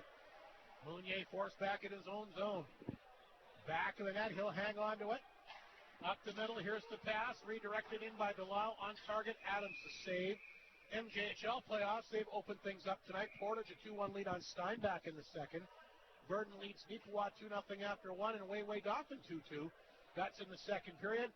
NHL tonight, Carolina, 3-2 lead on the Leafs in the third period. Washington leads New Jersey 1-0 in the third. No score, Florida, Calgary. Colorado a 2-0 win on Chicago after one in Anaheim, Utah. Will get rolling later tonight. Flin Flon leads this one 3-0. A good opening period. Hudson Breho spins, fires. Adams to save again. And this guy's keeping his team in this game, Mike Slip. Another good stop there along the post. Absolutely. You're right, Rob. The 3 goals he probably couldn't have, but there was a couple there that he really struggled knowing where the puck is. He made the save, but I don't think he knew he made the save on at least 2 of them. Allowed to take the face-off here deep inside the Bruins zone. Estevan wins the face-off. Good job by Beasley. Puck flipped back down. That'll be an icing call. No, it's waved off. Knutson has to go back to get it. Up to Martin. His backhander. Ron knocked that one down. He'll fire it right back in. Ward to open up the scoring then on the power play has it. Up the boards this time. Breho poked that to Delisle, but knocked away that time by Beasley. Puck does come out. Potter has it. He takes the bump. Puts the puck all back in the Estevan zone. Ron will grab it. Ron forced back to the Estevan net. Swings the pass to Beasley. A good one to center. He's inside the Flin Flon zone. Left it there for Henry. He'll dump it in. Ward. Back of the goal. Played that one ahead. Martin's backhander outside the zone. Potter will cut it off and flip it right back in. Gets through Ward's legs. There comes Kraft racing in on him. Ward found on it. Back to the goal. Knutson bailed him out. He'll play it outside the zone, but it'll be an icing call. As Ashby goes back to touch up. 18:02 to go in the opening period. Good crowd here tonight. Mike Slip, and the Bombers, I think, really fed off the crowd when they came out. Like I said, the opening of the game tonight was really spectacular. Yeah, they do a great job. The Estevan team, it's only 2 minutes into this period, but a little better on the forecheck so far. It's early, I know, but let's see if that continues. Rennie against Arbery deep inside the Flin Flon zone. To the left of the netminder, Charlie Tritt. Bombers moved that one ahead, knocked down. Oh, it looked like Ron. He did hit it, but it went off his shoulder into the Bruin bench, and they'll blow that down. Got the drummer back here tonight. I haven't seen Kraz all year. There he is, decked out behind the bench. He's in playoff mode. Yeah, absolutely. Rob, what about that U13 provincials we had here? Maybe the most exciting hockey game, one of the most exciting hockey games I've seen at any level, where the Bombers were able to win that provincial championship. And great job by Flin Flon Minor Hockey. The committee. It was a spectacular weekend. Here's a steal to the blue line. Here's a chance for Ron into the glove. And Trent will stare at that and hang on and make his first big save here of the second period. But yes, it was a wonderful weekend to showcase Flin Flon, and 8 teams from across Manitoba, most of them from the deep south, made their way up here for a great weekend of hockey. And again to Adam Ricard and Tanner Bruff, who've done wonderful things for hockey in the North. I tip my hat to them and all of Flin Flon Minor Hockey. Of course, Jonathan Cooper, the head coach, of course, of that. He and Ryan Borders, of course, the coaches of that team. I tip my hat to those 2 guys as well. Dedicated their time. Here's a chance for the Bruins. Walking in front. It's Rennie. Gets denied. Rebound. Bruins just poked it over top of the net. Estevan comes close. And the dangerous Ewan Rennie at the middle of it all. And he comes close to getting this team back in the game. Again, how big are these saves by Adams that he's made to keep this team in it? As the Bruins just missed. They get a couple good chances here. The puck is dug free by Bruce. Back of the goal. Ewan will pick it up and hit a partition. Came back to Olsen. That redirects off Miller. Estevan, some pressure. Oh, there's going to be a penalty, though. Rennie going to go here as he with a good body check. A cross-checking call against Rennie here on Bruce. And Flin Flon have been back on their heels a little bit to start the second. They're going to get a chance to go right back on the power play. And I said this to you in the broadcast before. Taking penalties in the offensive zone has got to drive coaches nuts. Crazy. It's the worst.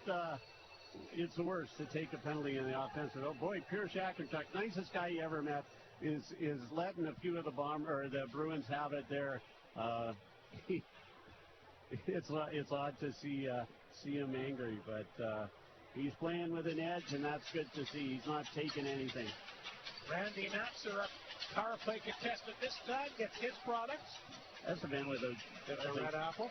As I say, Estevan with a far better start to this period. Absolutely. Estevan Bruins penalty to number 15, Ewan Rennie. 2 minutes for cross-checking. Time of that penalty is at 2:48. 15, Rennie cross-checking at 2:48. It is now time for a power play sponsored by Source Embroidery. He'll feather it back. The blue line just held in by Fashon again. Here's Delisle. Gets away from him. He'll get it back. Leaves it there for Sean. A quick chance. Good save again, Adams. He sees it. Makes the save, no rebound, and he's kind of been dialed in here. He sure has. Connor Miller standing right in his kitchen there, and he was able to fight through that screen and that trouble in front of his net. Minute 30 to go in the power play. 16:42 just underway in the second period. Again, Flin Flon a great opening 10 minutes tonight where they scored 3 goals.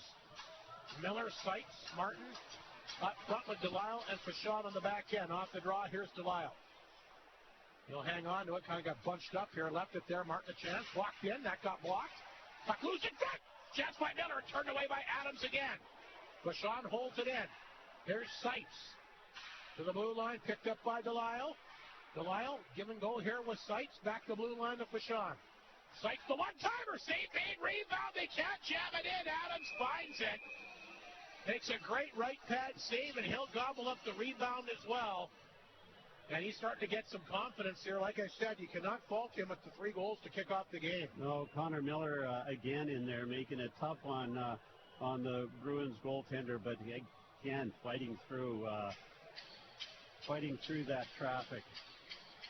1:05 to go in the power play, just underway in the second period. The shots, by the way, 23-7 Flin Flon. Arbery to take the draw here against Muller. Bombers get it back to blue line. That's Ward. Ward will hang on, gets rid of it to Morozov. He got a goal back in the opening period. He's got the puck, leaves it there. There's a one-timer, scored, Ward! Kick into the night!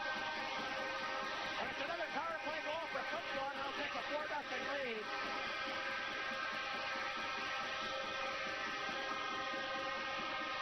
So 2 goals for the sensational Sam Ward tonight. And that one, the goaltender Adams is going the other way here. We'll see the replay as he's not even looking at the left side, but again, people in front. But a terrific shot by Sam Ward. You know, it's funny. I thought Reed Arbery might have tipped that one, but he didn't. But he did slice the screen just like he did on Ward's first goal. Randy Matzer wins himself a 12-pack of Gatorade water. Flin Flon 2 for 3 on the power play. And a 4-0 lead here early in the second period. Flin Flon Bombers goal! His second of the playoffs, his second of the game, scored by number 24, Sam Ward!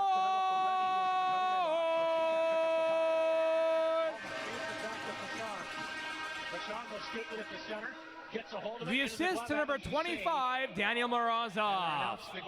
Time of that power play goal is at 3:54.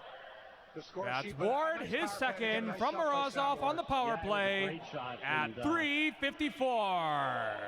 I'd be interested to see if Arbery got an assist on that one too. I'll be able to tell you here in a second. No Morozov, the lone assist right now. But Ward's second of the night. Like I said, what a year he's had. The big pickup out of Alberta. Found a home here in Flin Flon, and he's been one of the top offensive demons in the league. Ashby races up the ice there for the Bruins. Nice pass to Onright, gets in. Save made here by Charlie Tritt. Rebound picked up here by Knutson. They love this tenacity. Here's a 2-on-1. Rhett Ewan will lead the way with Stitten. Look out. Trying to get that out front, but knocked away. Good defensive play that time by the Bruins. Breeze. Puck came back to center. Knutson will get it. He'll lift it back inside the Estevan zone. Breeze is back to that. Having trouble here. White Stitten came over and took it from him. Left it in the corner. Picked up by Miller from a sharp angle. Save made by Adams. Stitten on the rebound. Trying to get away from Breeze. He's trying to pin him up along the board. Stitten still with it. Good tenacity for him. Back to Ward. He'll hold the puck in. Lifts it over top of the Estevan net. Breeze, the D-man, will pick it up. Up the middle. He had Muller there, but he couldn't pick up the pass. Knutson back to get it. Played that one ahead. Martin fanned on it. Knocked to the ice this time by Beasley. Lang tried to converge on it. Puck is inside the zone. Now it comes out. Grabbed by Martin at center. He'll flip it back in. Elson knocked it down. Off the boards. Delisle at center. Played that one ahead, but right on the stick that time of Lang. He'll take off to center. Lang had some trouble getting away from Delisle, and he gets hit hard along the bench. Asmussen in there as well. Bodies flying all over the place here. As the physical play is picked up here now, Martin into it here, right in front of that Estevan bench, and Lang slow to get up, and so is Delisle. A couple real big hits in front of those two benches. Yeah. Again, the physicality continues. 14-11 to go in the second period. A power play marker by Sam Ward has made it 4-0 Flin Flon here early in the second period. Morozov, a goal and an assist for him tonight. I think the referees are telling the benches to calm things down. I don't think that's going to happen. Sykes will go to the face-off circle here as he'll line up against Beasley at center ice. Off the draw, the puck will go back in Flin Flon territory. Yakubchuk taking a look as he had a couple guys on him. Picked up back of the goal here by Bruce. Off the boards to Morozov, a big body check there. The Bruins have a chance. That got blocked. Ron will keep it in. Flip that one wide of the mark. Beasley is there. We got a Bruin down in the crease here standing in front. And I believe that's Asmundson. Flin Flon will get it ahead. Morozov looking for the pass at center. Puck will roll back across the Bruin line. Asmundson chipped that back inside Flin Flon territory. Bruce is there. Gives way to Seitz. Seitz, a nifty move at center. Here comes Seitz across the Bruin line. Hangs onto it. Tried to slip the D. Got close. Take it down the last second. Then he'll bump the net and knock that off the boardings. This time, the Flin Flon Bombers would like to thank our golden playoff sponsors. Absolutely. Great North GN. Just a breakout year for United Steelworkers Leo Local Seitz. 7106. Has not, Creighton Furniture, Chicken Chef, the Victoria Inn, Twin Motors, and Werbicki Trucking. At the Bruins alleyway there, and he was standing there for a minute holding his hand. Hopefully he's okay. Yeah. I didn't see what happened to him early. No, I didn't either, but I did see him go off the ice and hasn't returned. Well, was he still in uniform? Yeah, this was in the first period I saw him. I haven't seen him this well, maybe he'll still come back then. Off the face-off, the puck will roll back to the Bruin net. That's picked up that time by Ashby. He lets Williams get it. Williams fanned on it. Lalamier on top of him. They tie up deep inside the Estevan zone. Ulmer on top of that one. Took a good bump that time from Ashby. Puck goes to Lalamier in the corner. He's knocked to the ice. Williams has it. His pass redirects off Ward's stick over the glass and out of play. And getting back to Leo Seitz, the type of year that he's had. Third year Flin Flon Bomber. Career highs in goals and points. 15 goals this year for Seitz. And 36 points. What a year he's had. Yeah, fantastic. He's a real, we've said it many times. There's no baggage on this team. And Leo Seitz, his play sometimes goes unnoticed because everybody plays well. But Leo Seitz has had a fantastic year. They missed him down the stretch. Yeah, they sure did. 12:59 to go. Second period. Shots are 26-8 Flin Flon. And they've got a 4-0 lead. Miller will take the face-off against Asmussen deep in Bruin territory, the left of the goaltender. Dylan Adams, who's certainly been Estevan's best player tonight. Puck will roll back here to Andrews. He's got it. Andrews to center. Back to Onrait, redirected inside the Flin Flon zone. Trick going to come out of his net. Left it there for Bruce. He took a good body check that time by Onrait. Puck goes back to the Bomber net. Rashawn will jump on that. Play to the header to Lalamier at center. Poked away at center ice. Leg across the line. He'll bring that one in. Throws it in the corner that time. Rashawn, a nice body check as he steps into his guy, but the puck will come outside the zone. Lang is there. Miller on top of him. Miller just does not give up. He forces Lang back deep. Pass to Onrait. Off his stick. Rolled back to the Flin Flon zone. There's Mounier. Sends the pass to Fashad. Nice pass to Martin at center. Martin will take off across the Estevan line. Martin in the slot. A chance. Loose puck in front. Breho tried to get there. Here's Delisle back out front. Martin the redirection, and Adams got his pad on it. Back out front, Delisle. Puck is bouncing. Flin Flon swarming. But Adams will make the save. Martin really taking a workout. Lang giving him a couple of good whacks in the back. But yeah, you mentioned the forecheck earlier, Mike. You really got an example of the relentless forecheck there. Led by Miller, who started the whole thing off by himself. Connor Miller having a great game. He just doesn't quit, like you said, Rob. So 11:51 remaining in the period. 28-8 is the shot. Flin Flon a 4-0 lead. Ward on the power play. Second of the night for him. The damage so far in the second. $15,000 50-50 halfway so through far. the second. Sight set for the face-off here. Inside Estevan territory, the Bombers win the draw. That gets away from Arbery, comes back to center. The big line for Estevan is out there. They need some goals. Here's Sights to center ice. Played it ahead. Knocked down by Potter inside the Estevan zone. He'll throw it back to the goal for Ron. Up the boards here for Williams. Williams will get that back to Olsen at center. Olsen's got a chance. He's got Rennie with him. Olsen trying to flip it out front. Great defensive play by Knudsen. The slide across in the fans. They cheer that. Great play by Knudsen, the Humboldt Bronco captain. The Bombers were really missing him down the stretch as well, in particular his tenacity. But a great defensive play moments ago. Williams back inside his own zone. Hit the official. Rennie will get it. Played it back to Potter. Potter up the left side across the bottom line. Walked in. Redirected off Knudsen's stick over top of the net. Here's Morozov. Back to Lesperance. Poked it ahead to Arbery. 1-on-1 here against Ashby. Arbery inside the Estevan zone. That's Lesperance. Lesperance spins, fires. Adams got the pad down. Potter grabbed the puck and just gets it out. Lallimer will send it back in midway point of the period in the game. 10.5 to go in the second period. Lallimer once again for Flin Flon, knocked it down his side of center. Here's the pass to center ice to Ulmer. Here's Lesperance.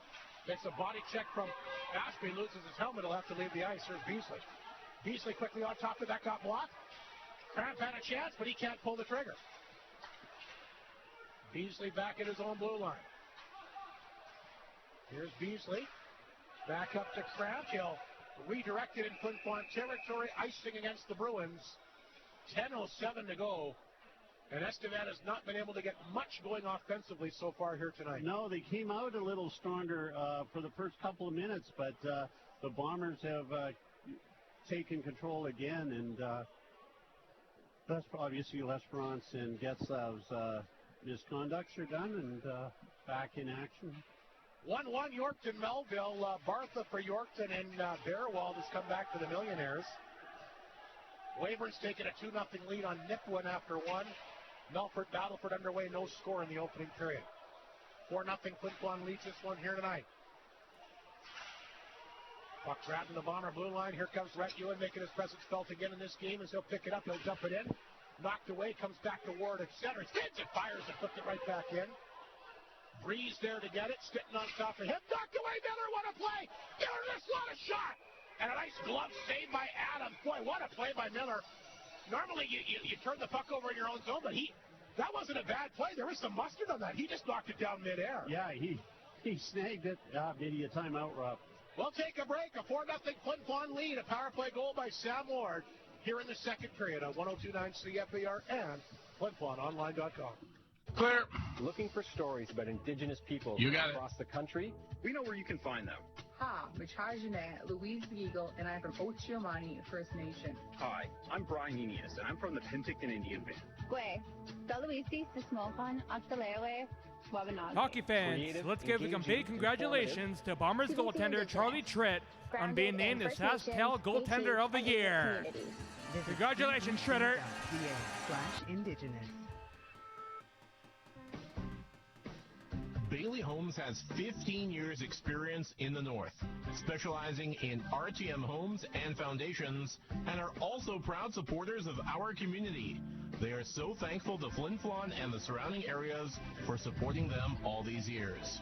Bailey Homes is always willing to chat with a customer to show what they can do for our community. Your trusted builder in the North. Visit bailey-homes.ca. You're on. 9.5 to go in the second period. A 4-0 Flin Flon lead. Face-off inside the Estevan zone. Left of the netminder Adams as Ewan, Miller, and Sitton go back to work. Pashon and Bruce on the back end. Off the face-off, Sitton will poke it to Pashon. There's a chance on target and a save made by Adams. Miller will chase down the rebound, and Miller tonight doesn't have any points, but he's been very, very good. That play he made right before the break was fantastic. You don't necessarily have to score points to be an impact in a hockey game. Pashon will be racing down the ice. Here comes Flynn. Look out, he almost got crossed up here. That was close. Pashon back in his own zone. A good forecheck by Estevan helped as well as they come hard here. Briho will poke that one back to Delisle. Delisle inside Estevan territory. Takes a look. Throws it in deep that time for Briho. Briho to the blue line. Knocked down. Yakimchuk a chance, and he'll send that one wide of the mark. Flin Flon will hold it in. Here's Martin.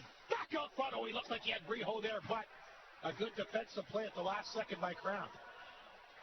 Here comes Cramp, trying to get Elston free. He's tied up, can't get the shot away. Yakubchuk back up the boards for Briho. 8.5 to go in the period. Here's the drop pass to Mounier. Bombers back up the charge. Delisle takes the pass, trying to come back out front. Elston there, but Briho will take it away from him. Briho brings it in deep. Potter has it tied up in the corner. Elston, he gets a hold of it. Swings that pass back to Ron, and they find Rennie at center. Rennie takes off across the line. Here's Rennie, a good move. Rennie will hang on. Back to that, centers it out front. And it'll make its way down the ice back inside Estevan territory. Ron races back to pick it up. Flin Flon's hit 30 shots in the game, by the way, 30-9 so far, with just under 8 minutes to go in the second period. Ron standing behind the Estevan net. He's taking a look, and now he'll bring it up the ice. Bounce pass to Williams. He'll redirect it in Flin Flon territory. There's Ward. Around the boards this time for Arbery. Flipped it ahead. Morozov races after it inside the Estevan zone. Back out front, trying to come back to Seitz. Adams got his stick on it. Good play that time by the Bruin netminder. Here comes Rennie back to center. Backhand pass, Olsen to Rennie. Rennie tied up that time by Arbery. Rennie still after it. Puck is loose. Picked up by Knutson. He'll rip that around the boards, and it gets off the stick of Breeze. Breeze at center. Had to be careful. Put that one ahead. Beasley knocked off the play. Flin Flon sends that one in deep this time. Here comes Lalimier racing after it. Beats the D and negates the icing call. Good work by Williams back, or by Lalimier rather, back of the net. Came back to blue line for Sean. Missed it, has to go back, and on right on top of him. Here's Mounier. Good fork check here by the Bruins. Flin Flon will try to work it ahead, they do. Ulmer to center. Ulmer. Back to L'Esperance. L'Esperance throws it back in deep. Ulmer picked up back of the goal by Lalimier. Blue line, one-timer. Oh, a good chance there by Fashon and redirected off somebody in front. Lalimier back, trying to work back out front. Adams poked it away from him. Lalimier's had a nice game tonight, too. Yes, he has. Yep. Ulmer along the boards, tied up, tries to keep the puck inside the Estevan zone. 6:21 to go in the period. L'Esperance deep in the zone. Tied up here, puck poked away that time. And the Bruins have it. That's Beasley up the left side that time for Mullen. He chases Fashon in. Fashon will get it back to Ulmer. Ulmer almost coughed it up. Puck comes back to Tritt. He'll play it in the corner. Ulmer will get it back. Here's Ulmer to the Bomber blue line, back to center ice, picked up by Ewan, and he'll flip it back inside the Estevan zone. Ewan racing in after it. Bruins come up with it. Puck kicked back to center, now up into the Bomber bench. And now Yakubchuk going to mix it up here with one of the Bruins. And Holt is hopped in there, and he's mixing it up. Yakubchuk's lost his helmet. But definitely pretty physical game here. It's a Flin Flon Bruin, Flin Flon Bomber Estevan Bruin match for sure. 5:44 to go in the second period. Nice picture of the Bombers and the co-op stuff. Randy D'Amico, now that's a guy that takes a nice picture. He takes a nice picture, and he's a great guy, and he's a great to our community. He's always donating, and thanks to Randy D'Amico. Boy, he looked good in that photo there. He's a handsome man. It was at Christmas time. He must make a really good move. He's a handsome man. Bombers were out yesterday handing out corporate tickets. They were by Northland Ford, got a picture with the ladies. I wasn't invited into the picture. I don't blame them. Well, you don't take a good picture. No, I don't. Just kidding, Michael. No, I don't. I shouldn't be saying anything with how I look. But anyway, puck rolls back inside the Flin Flon zone. There's Bruce.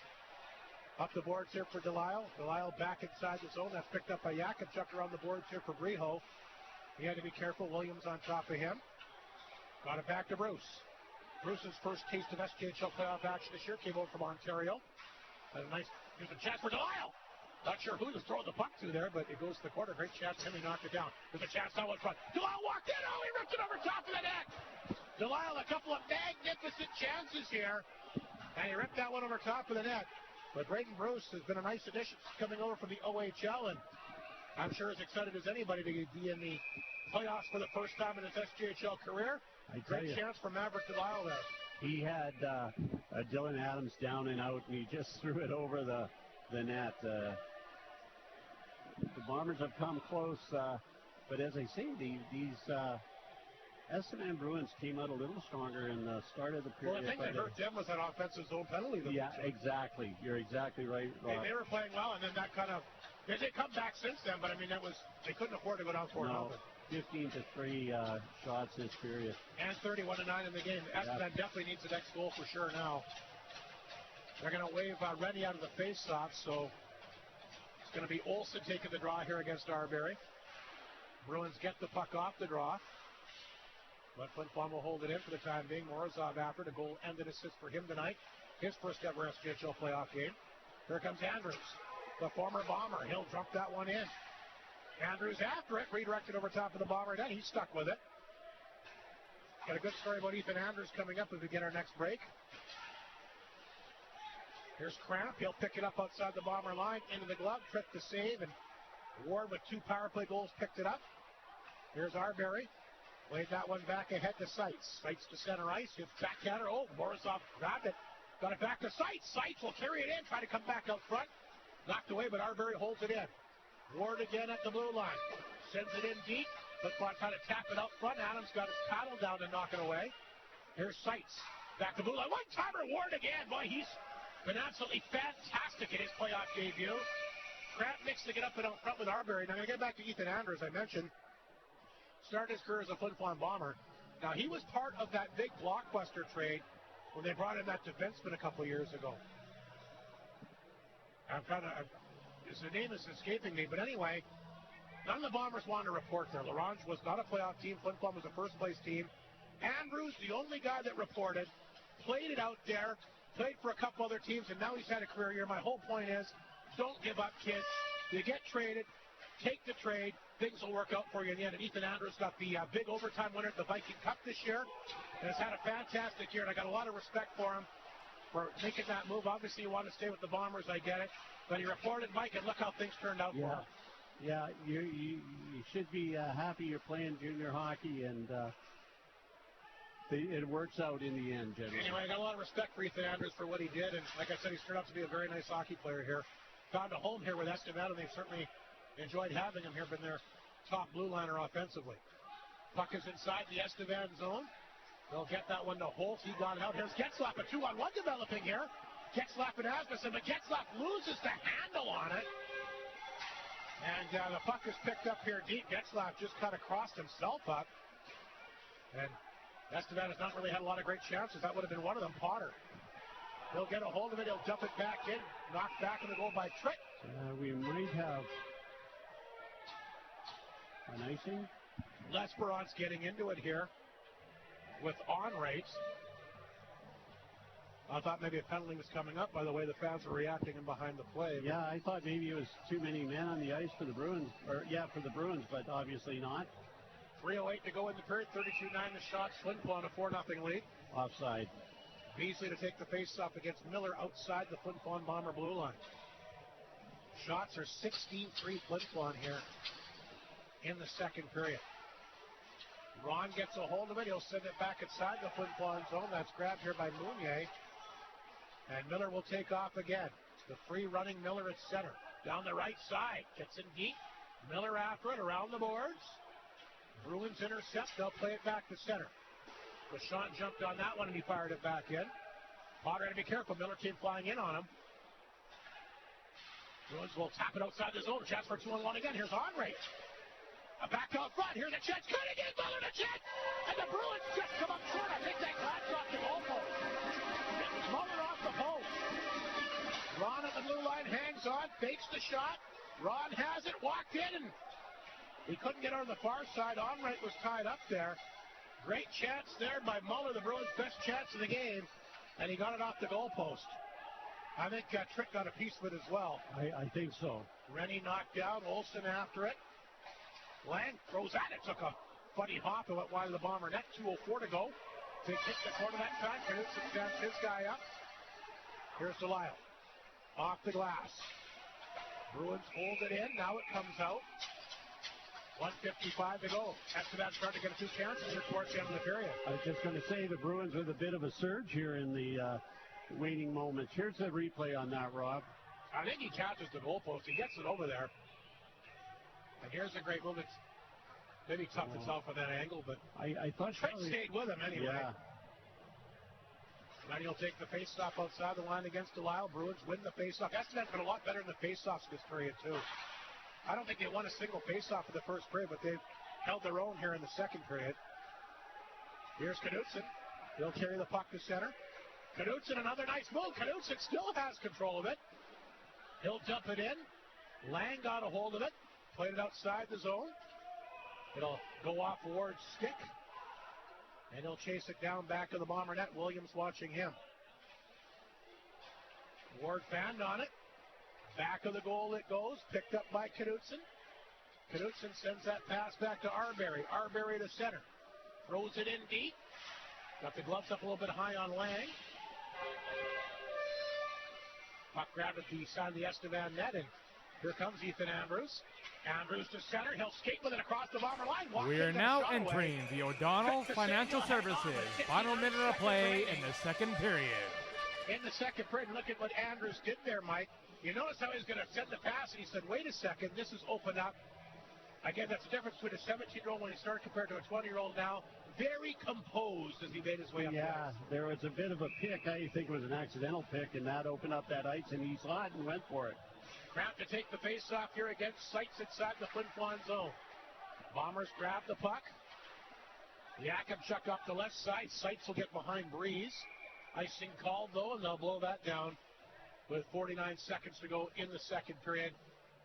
Shots are 16-6 down in favor of Flin Flon, 32-12 in the game. You know, I watched Charlie Tritt. He plays the puck, but it's not flying out of the net, but he is so good with it and doesn't do too much. He just sets it up for the player, sometimes making it very easy for the defenseman to grab that puck from him. Sometimes goaltenders overplay it, and it makes it difficult. Asmussen against Seitz. The Bruins win the draw. Comes back to Ron. That shot got blocked out. Front puck is in skates. Flin Flon will dig it free. Arbery got that back to center. Here comes Morozov. Knocked away. Puck coming back to center. Grabbed by Getzlaff. Gets it back to Asmussen. Asmussen across the line. Trying to throw drag. Got it back up for a backhander. Just fired wide that time by Muller, who had that good chance moments ago. Bruins after trying to get a late goal here. They throw it out front. And grabbed here by Morozov. He can't knock it out. Knocked away that time by Ron. Good play by him. Bruins trying to get on the board here. Flin Flon will clear it out. It'll be on net, so this will negate the icing call. Potter will pick it up with just 8 seconds to go. Potter played it ahead. Grab here by Asmussen. Asmussen gets in off the side of the net. And that's going to do it for the second period. Nelson, the Estevan captain, was in there. He got knocked down back of the net. Shots on goal in the second period, brought to by Trowel Realty and Liberty Tax. For the Estevan Bruins, 6 for a 2-period total of 12. For the Flin Flon Bombers, 17 for a 2-period total of 33. The Bombers really need to keep going. I know it's 33-12 shots, it's 4-0, but you want to keep that pressure up. Absolutely. You take a break. Second base show for the co-op coming up. But a good night for Sam Ward. 2 power play goals so far. Flin Flon leading at 4-0 after 2 on 102. It is now time for the Norfolk 53 Co-op second period scoring summary. Clear. Creighton Furniture understands that you don't there's 10 power play marker at the 354 mark. Off a goal by number 24, Sam Ward. His second of the game. Furniture has what you need the to lone create assist the number feel, 25, function, and Daniel features you want in Morozov. your home, including great prices on upright freezers, retro fridges, and furniture with the colors you've been dreaming of. Make a statement by shopping at Creighton Furniture and Appliance Center, 688-7587. You put a lot of work into planning gatherings like your wedding, the long overdue reunions, and those important sports team windups. So let Chicken Chef take feeding everyone off your to-do list. With a wide variety of options from elegant to everyday food options, Chicken Chef can work with you to make sure you get what you want from their catering options. Just call 687-3779 or visit in person to make your catering arrangements with Chicken Chef, where it always feels like home. Every show binged, eating 8 times a day, and walls are starting to ramble at you? This is Cabin Fever, and it's time for Shane's. How about picking up a new acoustic skill with a new crisp guitar or a booming drum set? Or bring those big family game nights back with a new game for any age. Stop the walls from talking to you and beat down Cabin Fever with selection unlike any other. Shane's at the Atinikay Mall will beat those indoor season Cabin Fever blues. Take charge. Head to Shane's at the Atinikay Mall. I walk and you drive. So let's make a deal. I'll watch for you and cross the street safely. You watch for me and stop. Think of the impact we can make. 10 seconds.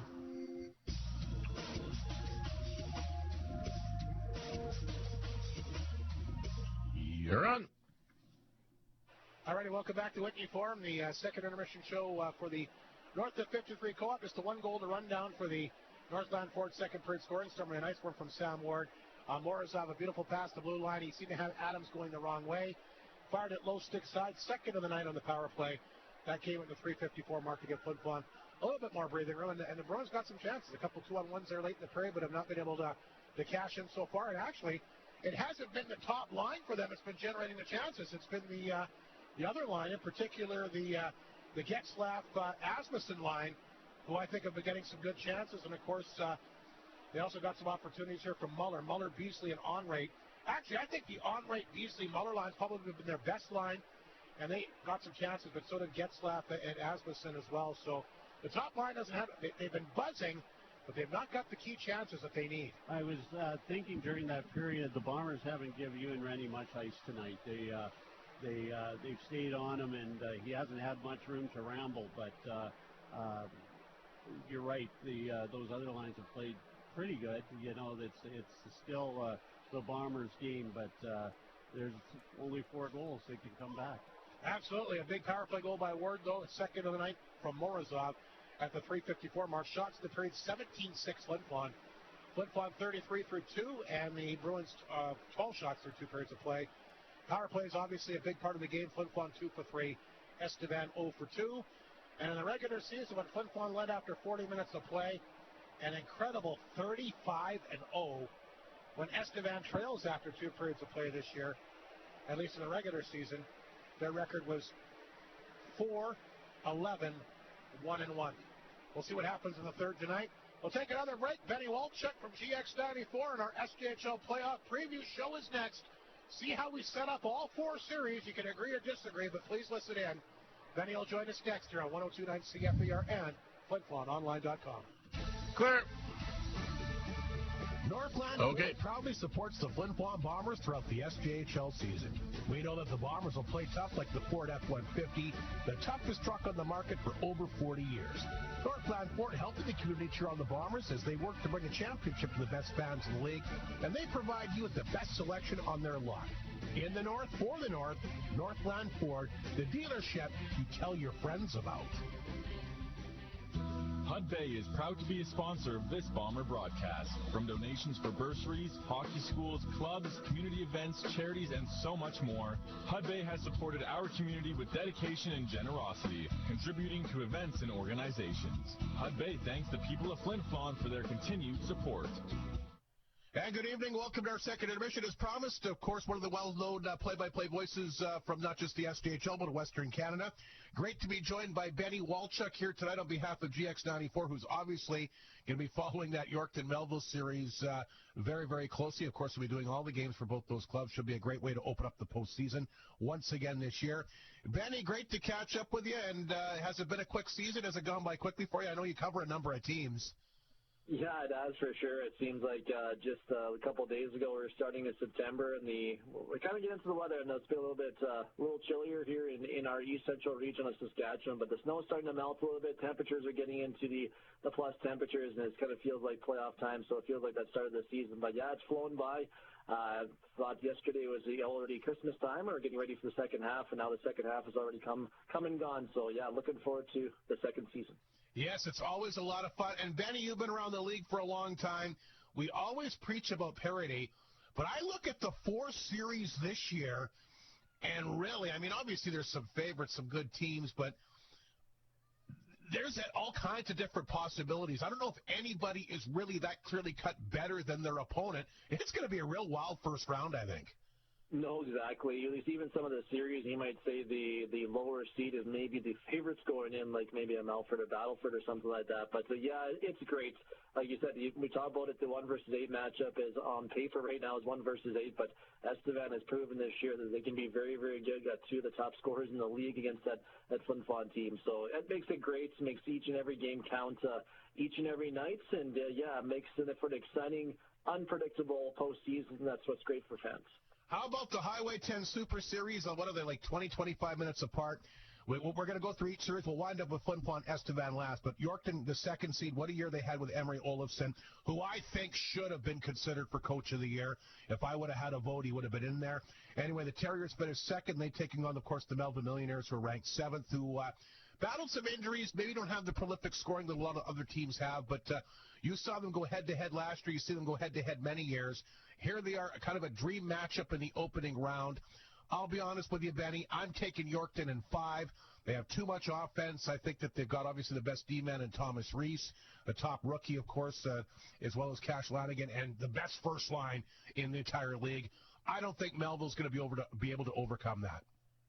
Yeah, it's going to be very interesting. You know, it's going in, first off, it's exciting for both franchises. Like you talk about the growth of junior hockey teams and just how it's sustainable. And these kind of a series could be one of those that might save a franchise or even help them for years to come. Like we talk about, I don't know, last Friday or something, the last home game for Melville. 50-50 is $18,000 total, so almost $9,000 to the winner.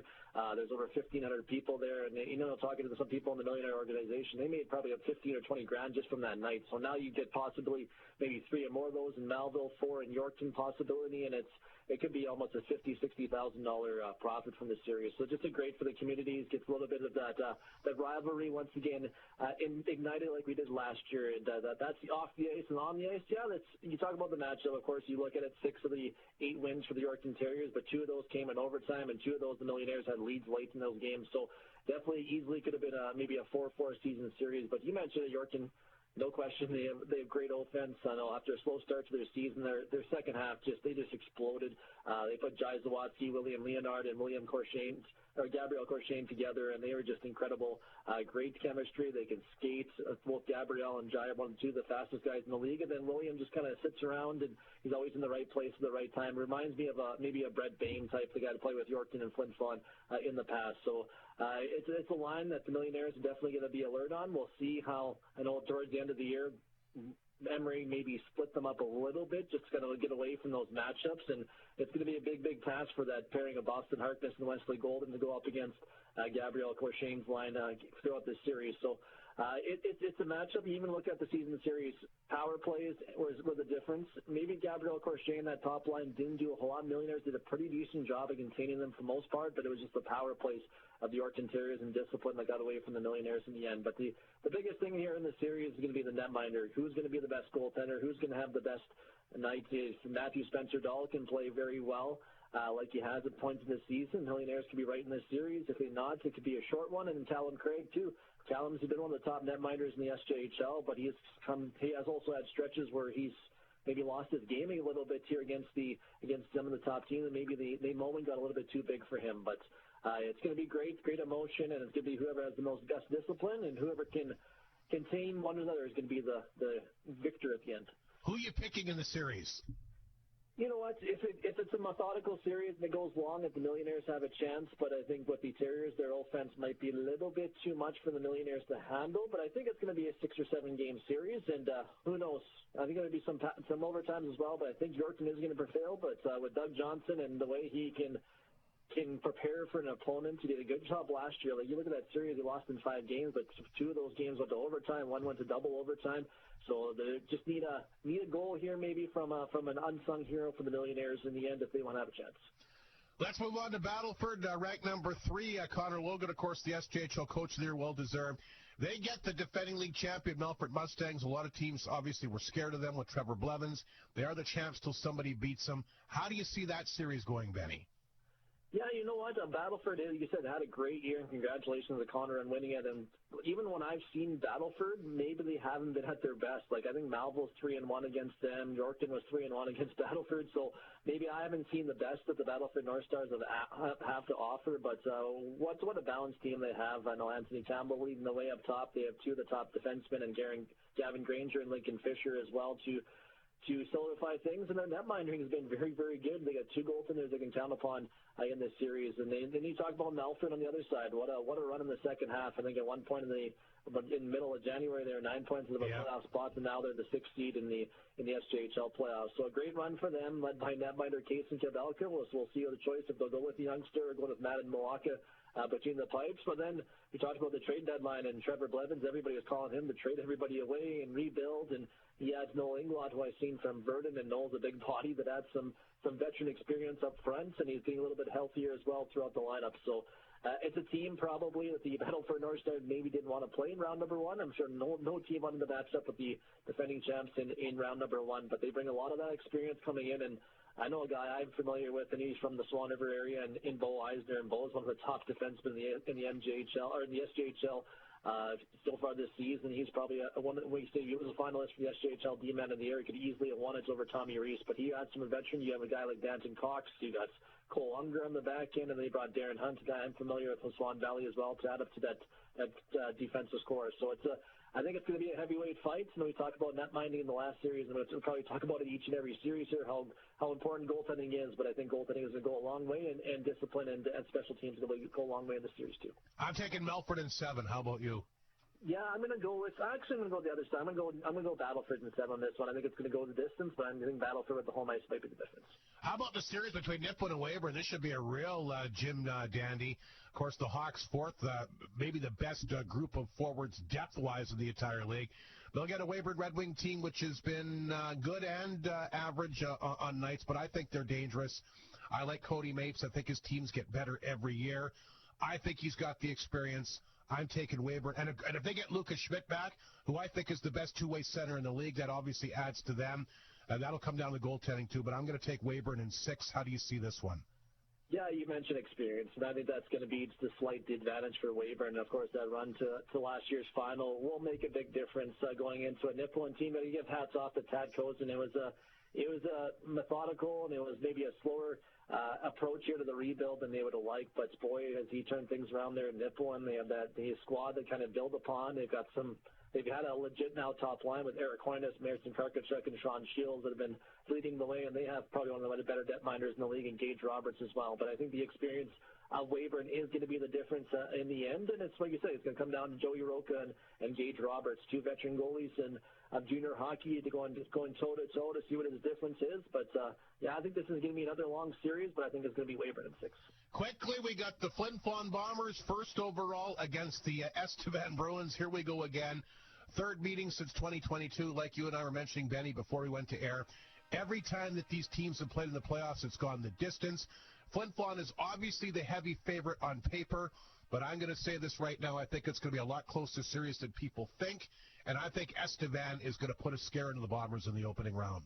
Yeah, this Estevan team, like I said, it's been a Jekyll and Hyde year, but yeah, Drew Kosher made a big deal at the start of the year to bring in Ryland Williams, to bring in Colton Getzlaff, to get Matthew Ron back from the AJHL, but also the reemergence or the star of Inu and Rennie that took a huge step forward here to be the MVP and the forward of the year. So it's going to be a line that the Flin Flon Bombers are going to have to keep an eye on. Who are they going to match up maybe with line-wise? What deep pairing are they going to match up against these guys? And if they have to stay disciplined, because I've seen firsthand, I'm playing in the division with Estevan, this power play for the Bruins can go in it and get going in a hurry and make you pay very quickly, especially Ethan Andrews in the back end. You got Cash Olsen, you got a lot of weapons up front. So it's going to be a discipline-wise here for the Bombers to stay there. But if Estevan can maybe sneak one in, maybe get some good goaltending from Nathan Tam or Dylan Adams, underrated part of their game, I think they definitely would have.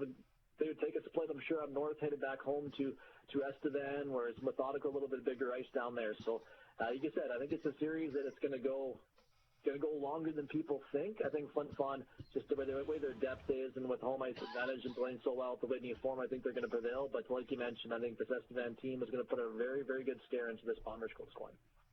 All right, definitely some very good points there, Benny. I think the one thing about this Estevan team, before we wrap it up, everybody talks about them being basically a one-line team. Led by number 29, Charlie Tritt. Here are your Flin Flon. But at the same token, they also need their best players to be their best players. And if those three guys that we mentioned, of course, from that top line don't have a good series, then they don't have a chance of winning. No, exactly. Like it's in top line or break for the Estevan Bruins, but guys like I know unsung heroes Noah Asmundsen's had a great year. He came from the KIJHL, and now he's got over 20 goals. Got himself a scholarship with the Regina Cougars of the youth sports, so good for him. And I got Matthew Ron, a defenseman on the back end, who's from the area here in where I am from Ebenezer. So it's gonna be depth scoring might help it, but you're right. If that top line isn't going, then it could be a very, very short series. I'm taking Flin Flon in 6. How many for you? I'm going to go Flin Flon in 5. I think that Estevan might squeak one out at home to maybe force back a long trip up north for one game, but I'm going to hold the Bombers at 5. Okay, 30 seconds. We'll see how it all shapes up. Good luck with the series you're covering, Benny. And obviously one of the best rivalries in junior hockey, the Terriers and, of course, the Millionaires. And who knows, maybe we'll see you. Maybe if the top two teams get their Flin Flon York, there would be a great league final. But a lot of other good teams are going to have something to say about that. So we'll see how it all shapes down. But again, Benny, thank you so much for your time. Good luck doing covering the playoffs like you always do. You always do a wonderful job, and thanks for your time here tonight. And like I said, maybe we'll see you down the line. Absolutely, Rob. Appreciate it, and thanks a lot. You're on. The great Benny Walchuk, our second intermission guest here tonight. Kind of our takes on the SJHL series. And I'll tell you what, Mike, we always talk about parity in this league, and I don't know if I've ever been more excited about a playoffs than this year because, again, all these matchups, I don't know if you – I mean, yeah, Flin Flon first, Estevan 8th, I grabbed that. But all these teams are dangerous and have chances as Holt gets a steal there. The Bruins a chance off the Hawk. All these series, you just don't know which way to go. No, it's the way the season's been all year. Flin Flon leads at 4-0, just underway in the third period. Here's a pass for Breho. Breho taking off past the knee. Breho going in alone. Oh, what a save by Adams. He robs Breho, who gets loose away from the D-man, gets in. And another big save by Dylan Adams. Here's Delisle. He follows up. That one kicked away from him, and the puck is flipped outside the zone. And Ward will go back to get it. Here's Knutson. Holt cut that one off, ripped it back in the Flin Flon zone. Tritt stopped it, left it back to the net here for Ward. Getzlaf watches him. Off the glass. I'll tell you what, without Adams tonight, Mike, I think it's 8 or 9-0. Yeah, it could be. He's made some good saves. That last one was a big one. Knutson can't knock it down, got crossed up. Ward does have 2 past Adams here tonight, both on the power play. Beasley after it will keep the puck in. Adams has battled hard. I take my hat off to him. The best Bruin player for sure. That hits Holt. Flin Flon will try to take it back. They're going to blow that one down. That's too many men on the ice. Yeah, but he wasn't trying to play the puck, though. He was actually getting off the ice. So touched it. Yeah, I know, but it hit him in the back of the leg. He was skating off it. They're going to talk about it, but I don't think that's too many men. It was. Well, if you try to play the puck, Mike, it's different. No, if you touch it. Well, we'll see how they rule on it. I don't think they're going to call it, though. Just underway in the third period. Well, let's take a look at the... No penalty. Take a look at the out-of-town scoreboard here. Mike Reagan agrees with me. Battleford a 1-0 lead on Melfort. They're going into the second period. Weyburn continues to lead Nipawin 2-0. Late in the second period. Mohan and Schrader have got the goals for the Wings tonight. And Melville has taken a 2-1 lead on Yorkton in the second period. That high-flying Yorkton Terrier team scored more goals than anybody, 3 more than Flin Flon in the regular season. A lot of them, of course, courtesy of that top line that Benny was mentioning. Mike Reagan is adamant about this call. Of course, Shane Zawatsky and Leonard, Mike Reagan aren't in the call.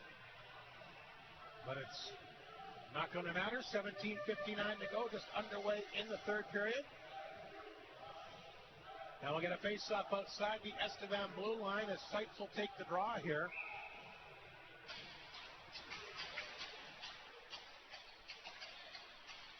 Back to Yakubchuk. He'll rip that one in. There's Breeze after it. Puck will come out. Bruce has to be careful. A couple of Bruins coming in on top of him. Waited ahead. Ashby knocked it down. Just got rid of it. There's Beasley. Throws it to center. Puck goes to Bomber blue line. There's a chance for the Bruins. Muller, who had a couple of good chances back in the second period, tried to jump on that one. Puck picked up here by Morozov, a goal-ended assist. This guy can definitely move to center. Kicked away at the blue line, picked up by Yakimchuk. He'll rip it back in. Ashby knocked it down, back at the Bomber faithful start to come back to life here tonight. Here's the drop pass, grabbed by Beasley.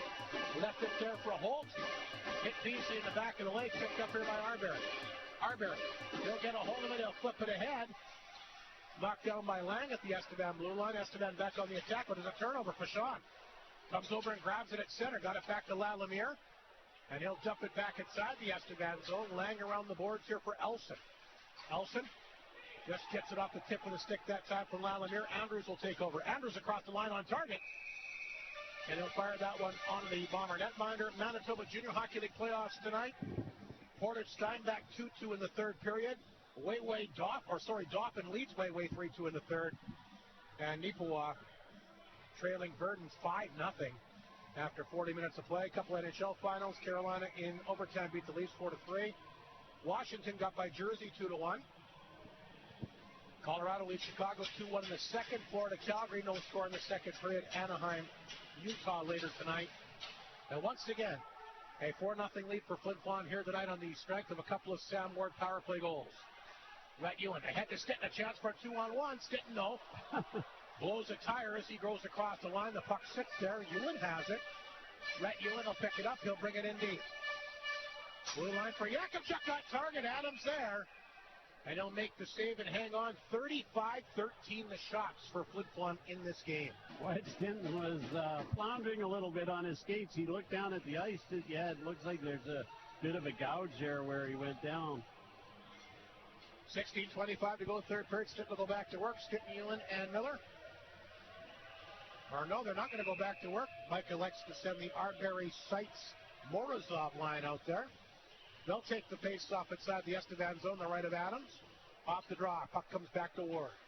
Ward, nice pass out front. Morozov shoveled that in deep for Sites. He's bumped off the play. There's Potter, turns it over.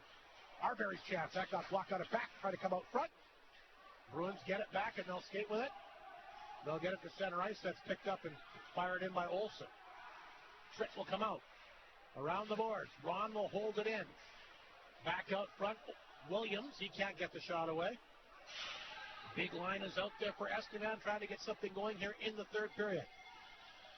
The Bombers have done a good job containing them so far tonight. Rennie pinned up along the boards, and they'll blow that down. Don't forget Game 2 right back here tomorrow night, before the series will shift and make its way 11 hours south for Games 3 and 4 at Infinity Place on Tuesday and Wednesday. 8 o'clock Manitoba start times, by the way. Yeah, that time change, Rob. When you're 11 hours away, it doesn't really matter what time the game starts. Jump on that bus to come home, it's a long ride. Yeah. Stinton will take the face-off against Asmussen once again back at Flin Flon territory to the left of the Bomber netminder, Tritt. Bruins win the draw. Ron through traffic. Picked up by Potter. Back to Ron, a chance, and Tritt will reach out. A big collision in front. Stinton knocked in the ice as he was tied up there with the Bruin forward, Getzlaff. Getzlaff has had a bee in his bonnet here tonight. I don't think Tenorenko has not come back in this game. No, he hasn't, no. See if he's back tomorrow. I'm sure that they'd love to have him. Centers that third line with Getzlaff and Asmussen. Off the face-off. Here comes Stinton for Flin Flon. He'll get it back to center. He'll flip it in and try to chase it down. He's there. We had a couple guys out front, but Bruins do a good job to get back and get it back to center. There's Vachon.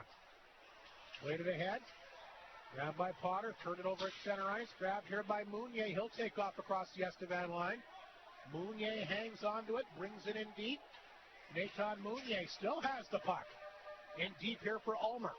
The 18-year-old out of Regina had a fine rookie campaign. Tied up in the corner. Asmussen in there tries to dig it free. Ewan as well. Puck is visible now.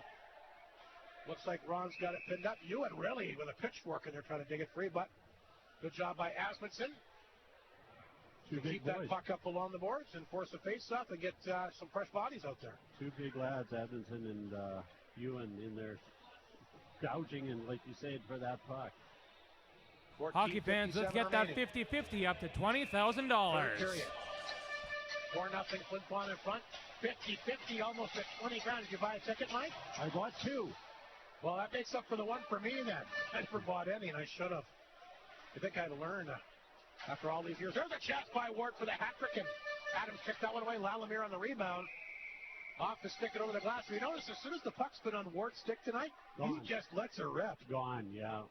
You know, you can get if you live in Manitoba, you can get the 50-50 tickets online. Or if you're in Manitoba, you can get the 50 tickets. And that's where I bought one of my tickets, and then I got one tonight when I saw Tanya Benoit. Bruins win the faceoff. They'll get the puck ahead, picked up here by Onright.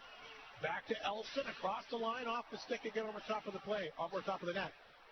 Les Bronx will get it out. Elson cut that one off, got it back to center ice to Breeze. And he'll flip the puck back inside the Flin Flon zone. Knutson tied up back of the goal. Onright lost the handle. Penalty in behind the play here. Going to go against the Bombers. Yeah, Lalamere's going to go, I think, for the high stick. No, they're going to go with Knutson. And Estevan will go to the power play for the third time here tonight. We'll see if they can make some adjustments. Mike, their first 2 power plays tonight, like we mentioned, hardly any offensive zone time and not a single shot. Non-existent, yeah. The Bombers have done a great job of killing those penalties and making it really tough for the Estevan Bruins to get set up. So the third Jim's Custom Doors and Windows penalty kill tonight. Bruins need a goal. They're down by 4. Still plenty of top on the Flin clock. Flon Bomber penalty to number 22, Ryder Knutson. 2 minutes for high sticking. Time of the penalties at 5:39. Back over to Andrews in the corner. 22 Knutson high sticking at 5:39. Get a shot away. Feeds it back to Ron. It is now time for a penalty kill sponsored by Chicken Jeff. Back out front. Nice pass. Ron. Good move to bring it back in. Ron gets a front and jam it in. Trent is down. And now Bruce will take Ron down. And I think Ron has been their best D-man tonight. Yeah. He was very aggressive there. Made some great moves. Created ice for himself and had a good chance. And you know what makes sense? Take the room that they give you. Yeah, exactly. 13:56 to go. 1:35 in the Estevan power play. Already looking better than their first 2 power plays tonight. Asmussen the face-off against the Bombers' Leo Seitz.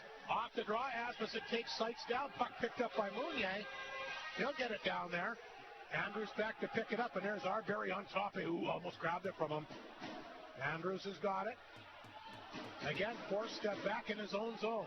1:20 to go in the Estevan power play. 13.5 in the third period. 4-0 Flin Flon. Here's the pass to Rennie. Like we mentioned, 37 power play points this year. 12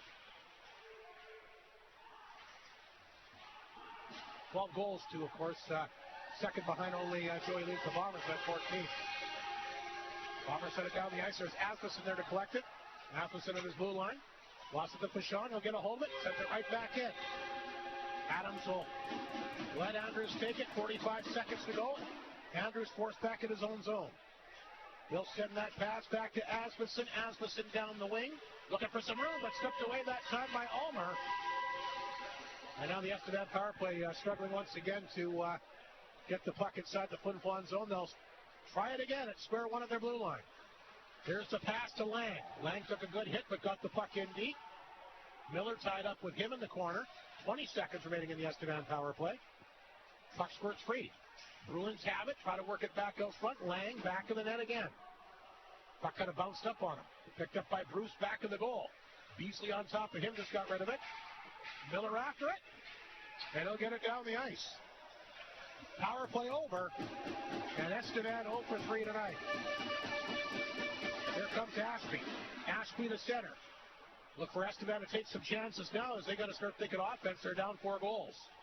Fans in front of the net. They got a nice dip there. Took a funny hop, came right back up front. They couldn't capitalize. Arbery. He'll flip that one and hit somebody on the Estevan bench. I believe the Estevan captain glanced off Elson's elbow. And a good Jim's Custom Doors and Window penalty kill again for Flin Flon. Penalty kill has been fantastic tonight for the Flin Flon Bombers. Although the Estevan Bruins did have a few chances on. Well, they got a couple face-off wins early, got some chances. Ron the D-man, their best chance. Yep.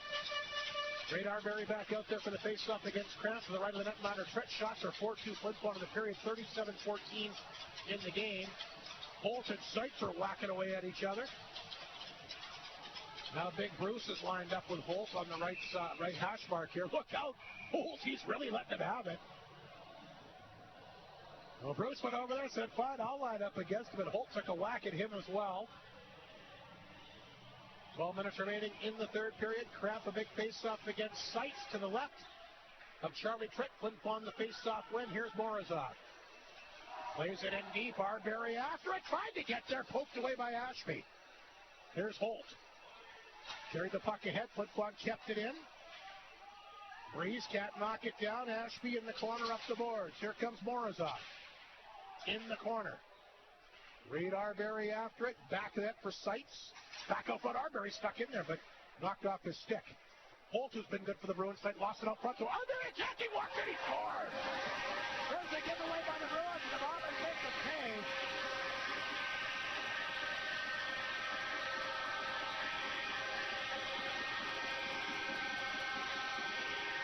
Reed Arbery, who had 22 goals in the regular season, gets his first to playoffs, and that's an unfortunate bounce that time by Holt, who's actually had a pretty decent hockey game here. But Arbery able to come in and get the steal, and you can call it a giveaway, Mike, but the way that Reed Arbery is such aggressive on the forecheck kind of helped with that sequence as well. Absolutely. Flin Flon Bombers! Goal! His first of the playoffs, scored by number 20, Reed Arbery!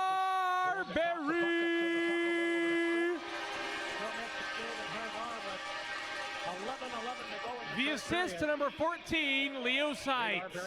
Time of the goal is at 8:32. That's Arbery, his first from Seitz at 8:32. A dejected-looking Estevan Bruin bench right at the moment. Lee's wound up 12th overall with 54 points. Arbery right behind him with 51, and you're right. Tough start for the Bruins here tonight. And obviously frustrating there. Again, Holtz had a good game, but unfortunately just batting on the puck, and Reed Arbery took advantage. Flin Flon in front 5-0 with 11:06 to play in the third period. Potter knocked it down, played that one ahead. Muller will drop that one back inside the zone to Potter. Here's Potter, back up the boards, and Vachon has it. Played it ahead. Here's Breho. Back inside the Estevan zone. Back up, but there's a chance, and a good save again. But Adams, who has Delisle's number tonight, that was a great save. But Delisle able to get him behind the D there. Muller will poke the puck out. What a save by Adams. Great opportunity here from Maverick Delisle, who, despite not scoring tonight, Mike, looks like his usual self. Yeah, good to have Maverick Delisle back At in this the time, the lineup. Flin Flon Bombers would like to thank their silver playoff sponsors. Remax Parkland Realty, The Hooter, Gateway Tempo, Urban Trends, Town of Creighton, The Orange Toad, Flin Flon Insurance, Integrity Locksmithing, Frontline Sports, McMunn & Yates, Flin Flon Credit Union, GWBC, and eCall Electric. Here's Ward, dropped it back to Knudsen. Knudsen backhander, Adams stopped that. Flin Flon after the rebound. 10:18 to go in the third period. A big goal here by Reed Arbery has put Flin Flon in front by 5. Lalamere. Back of that, can't knock it down. Olsen can't play it out. There's Ward's chance. That got blocked. He'll get it back. Ward looking for the hat trick. Back out front. Hit a skate. Here's Knudsen. He'll keep it in for the time being before it hits the stick. It goes over the glass and out of play. 9:59 remaining. Media timeout, I believe. Yep, we'll take a break. Flin Flon in front 5-0 on 102.9 CFAR and FlinFlonOnline.com. Life is sweet when you upgrade your home with Maytag's kitchen savings at Creighton Furniture and Appliance Center. You can save $150 when you purchase any 2 qualifying Maytag major kitchen appliances, or go all out and save an additional $300. Come on, Bomber fans, make some noise! Maytag kitchen appliances. Transform your kitchen and take advantage of Maytag's Kitchen Suite Savings event at Creighton Furniture and Appliance Center, ending April 1st. For For decades, the North of 53 Co-op has been committed to providing you with fresh quality produce then, now, and always. With perfectly ripe and rich in flavor red mangoes, large juicy beefsteak tomatoes perfect for any salad or sandwich, fresh organic strawberries ready for the snack box, and freshly chopped salad kits for your convenience. Fresh quality produce then, now, and always at the North of 53 Co-op. You're at home there. Bailey Homes has 15 years experience in the North, specializing in RTM homes and foundations, and are also proud supporters of our community. They are so thankful to Flin Flon and the surrounding areas for supporting them all these years. Bailey Homes is always willing to chat with a potential customer 10 seconds to show what they can do for our community. Your trusted builder in the North. Visit bailey-homes.ca. You're on. Tough bounce there on Charlie Trent as we come out of the break, but he makes the save. 9:49 remaining in the third period. And once again, a big goal by Reed Arbery, his first to playoffs, has put Flin Flon in front 5-0. Again, out of town tonight, McDonald's out of town scoreboard. Melville, a 2-1 lead on Yorkton. Late in the second period here tonight, one of the best offensive teams against one of the best defensive teams. But a big lead there for the Millionaires. Well, not a big lead, but the fact they got the lead's big for them. Weyburn is now taking a 3-0 lead on Nipwood entering the third, and Battleford leading the Melford Mustangs tonight. 2-0. That one's in the second period. Hines and Kinnitig, the goals for the North Stars tonight, who are no slouches themselves, the third-ranked team. Here's a chance now for Stitton back out front. Flin Flon looking for more. That one knocked away. Stitton will poke it in back of the goal here for Miller. Beasley grabbed a hold of it. Played it ahead, gets it back. Beasley will play it. Back to center to Potter, who gets rid of it. Here's Ron walking in, and he's been probably the most aggressive offensive D-man for us. Here's a chance for Getzlaff. That got blocked. Now it comes out. Ewan's got a breakaway. Ewan cutting it on goal. Hayes on, safe, rebound, and he fired it wide. Rhett Ewan jumping all over that one. Boy, he's fun to watch. Martin will keep it in. He's out of gas. He makes his way to the bench, but what a great play. Exciting even when he doesn't score. Chance in front here. Backhander by Delisle. Fanned on it. Tied up here with Elson. Elson takes it to the ice. The helmet comes off. Fans wanted a penalty. He'll race to the bench. And now we're going to have Breeze getting it in the corner here, Mike. And I think he wants to drop the mitts here with Martin. He's going at him pretty good.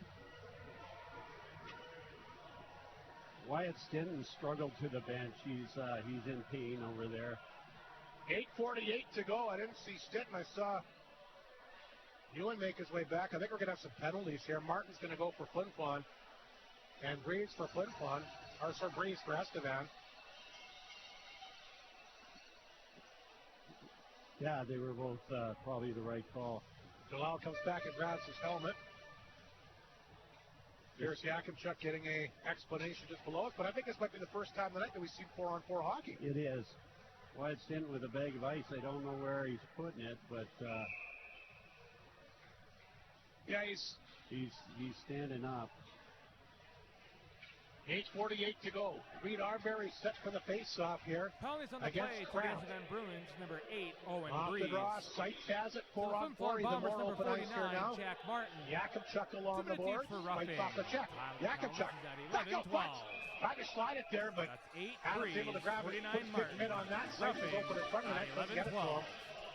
But 4-on-4 for another minute 47. 8.5 to go in the third period. And they got a 5-0 Flin Flon lead. Ward a pair of goals. Ewan, Morozov, and Arbery. And Rhett Ewan close to getting another one. Got that breakaway moments ago, but Adams stopped him. Off the face-off, Ward for the Hattie, and a good glove save again. Adams had to be quick, and he was. The Bombers, Sites directed Ward to move and stand right where he was, and Reed Arbery got that puck back one-timer. It was a good play. Off the face-off. Bombers after it again. We have another penalty here. Arbery loses the helmet. Look out, he comes back. He and Getzlaff, I think, are going to get out of here. They both fall down. That's Rennie, of Estevan. Initial penalty, I think, was coming to Rennie. Something happened off the face-off. Arbery lost his bucket. He came back and he did a left hand, and they kind of jousted each other, and down they went. Be interesting to see how they size this one up, but I tell you what, it's getting a little ugly here, Mike, with 8.5 to go in this game. I think that I've been waiting for that. The Bombers letting the Bruin player have it as he skates to the penalty box. Arbery and Rennie will make their way there. 8:29 remaining in the third period. 5-0 Flin Flon in front. Shots are 9-2 Bombers in the third. 41-14 in the game. The fans getting into this one as well. Yeah. Extremely vocal behind that Estevan bench as they normally are. I don't think I'd dare put a fan mic over there. I don't know what somebody would say. No, I've sat over there before, and it can get pretty interesting. Graphic. 8:29 to go in the third period. Like we said, more penalties being handed out, and don't forget they got to go right back at each other tomorrow. And with Estevan now down by 5, it'll be interesting to see how this one ends here tonight. If you're Mike Reagan, you got to be really careful who you have on the ice. That's right. I totally agree. I'm just trying to see if they're going to give misconduct here. Rio, he's certainly letting somebody have it on the bench there. Rennie leaving the game here. I think him and Arbery are done. Both, yeah, I think they both got. I think they're 10-minute misconduct. Arbery letting Rennie have it as he makes his way off the ice. So they both left. They're both done. You're right, probably 2s and 10s, I'm thinking. Arbery having something to say as he makes his way off the ice, but they're both done for the night. 50-50, $21,000 on the nose tonight. Bombers need to get another player on the ice here. Here comes Brett Ewan. So it's Seitz, Ewan, Knutson and Ward. Bruins going to go with Williams, who takes the face-off. Andrews, Bruins, number 15, Ewan Rennie. And Potter. The Flin Flon Bombers, Before number 20, Reed for another minute Arbery. and a half. The Bruins sent the puck into the Flin Flon zone. 10-minute misconduct. Andrews knocked it down, got it back to blue line. Time of the penalties is at 11:31. Grabbed here by Potter, he'll send it in. That's 15 along the board. Rennie, Beasley 20 to the blue line, Arbery, hangs 2 on, and 10 just for keeps it in, throws it on target. 31. Save made by Trent. Ward in the corner had Williams on top of him. Knutson will poke it back in the goal here for Seitz. He gets it back over there to Ward. Ward has got it. Beasley watches him. He'll dump it off. Here comes Knutson. Dropped it back to Seitz.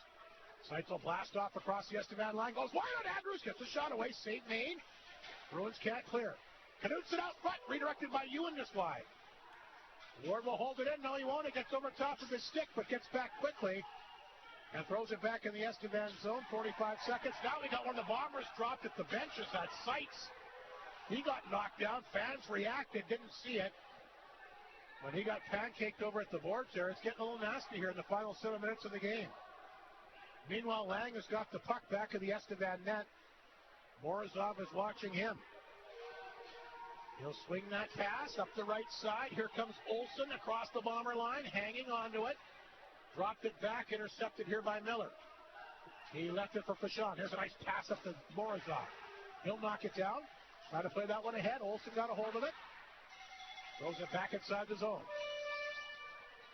Picked up here by Asmussen, the center. Asmussen crosses the Bomber blue line. Asmussen down the right side. Hangs on. Good shot. And a good save by Trent.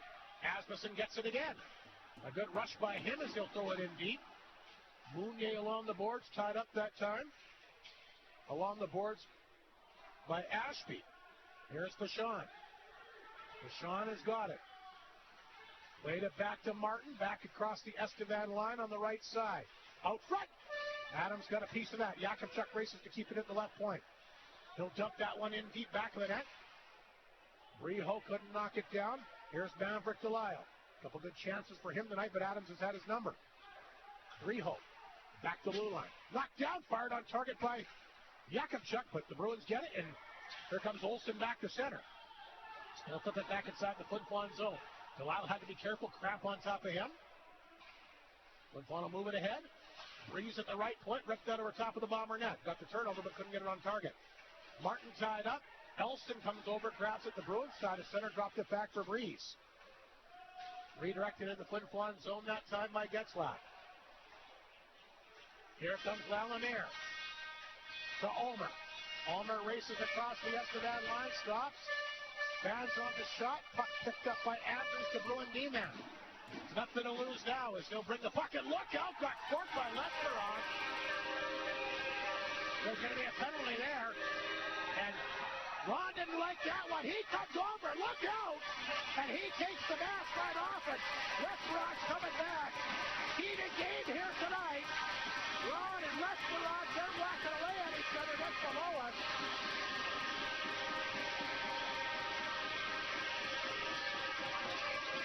And a big strap again here.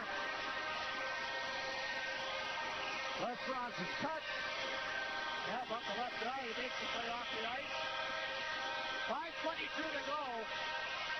And I'll tell you what, this is a lot more physical Estevan team than we saw in January. Goalie Adams giving Lesperance a little bit of a yak on the way out. That's really uncalled for. Well, I don't think they liked the high hit on Andrews is what led to it. Anyway. No, for sure. So, I mean, he had a right to be upset. He came across and corked him pretty good. 5:22 to go in the game, and I'm telling you what, this Estevan team, I didn't know that they were this physical. They didn't show it in Flin Flon, and that's kind of one of the knocks of their team this year, but they're trying to make things happen here against this deep Flin Flon club. They're standing up for their players. Yeah, they're playing tough. They're playing heavy, and you're right. And then things like that are things that can get a team going. I've watched the end of this Bomber bench, and it's just a non-stop conversation. Yeah, I can see that.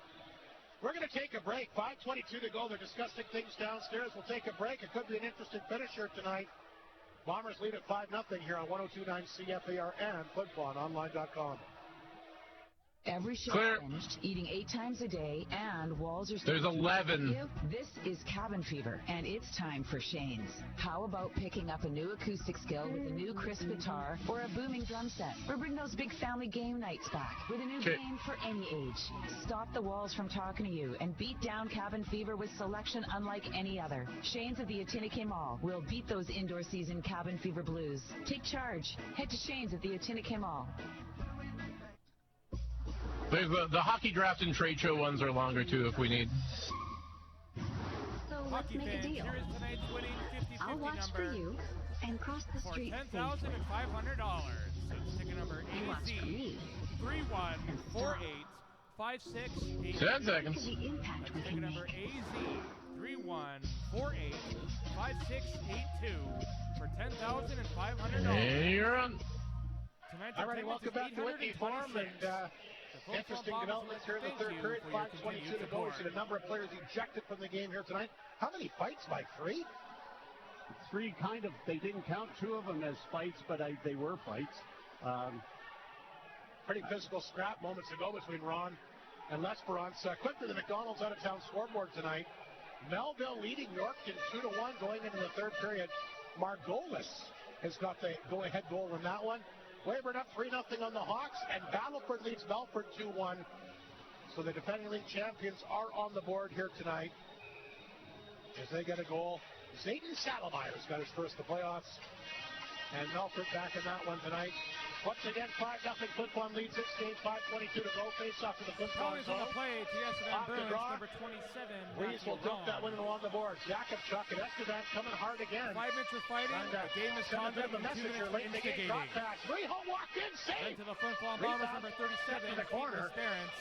And puck picked up here by the Bruins. The game is conduct and 2 minutes for charging. Martin needs to get up. Look out. Elson wanted a piece of him, I think. 14:38. And this Estevan team playing very tenacious here in the third period. Jakubchuk took a big hit from Holt. He loses his helmet. He's going to have to skate off the ice as well. A lot of guys losing helmets in the game tonight. All at 14:38. Here's the pass. Another penalty coming up against Estevan here. Holt went over and took an extra whack at Martin. He's going to go for a roughing penalty. So Flin Flon back on the power play here tonight for the 4th time tonight for 2 for 3.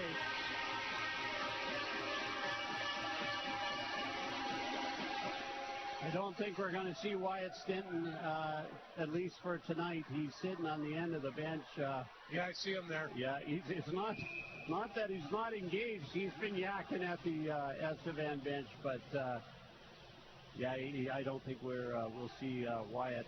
I don't think there's any reason to see Wyatt tonight. Roger Morin will be our Arctic Beverages power play contestant. Gets his products at Walmart. Flin Flon 2 for 3 tonight. And we'll see if they can make it 3 for 4 with under 5 minutes number 21, Chase Holt.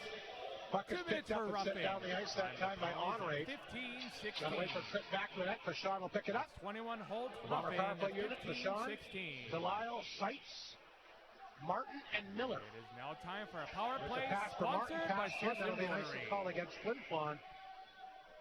And blown down with 4:25 to go. And you're right, I don't think we are going to see Wide Stitton again here tonight. Hasn't left the bench, hasn't gone to the dressing room, but as I say, he's very engaged in this game.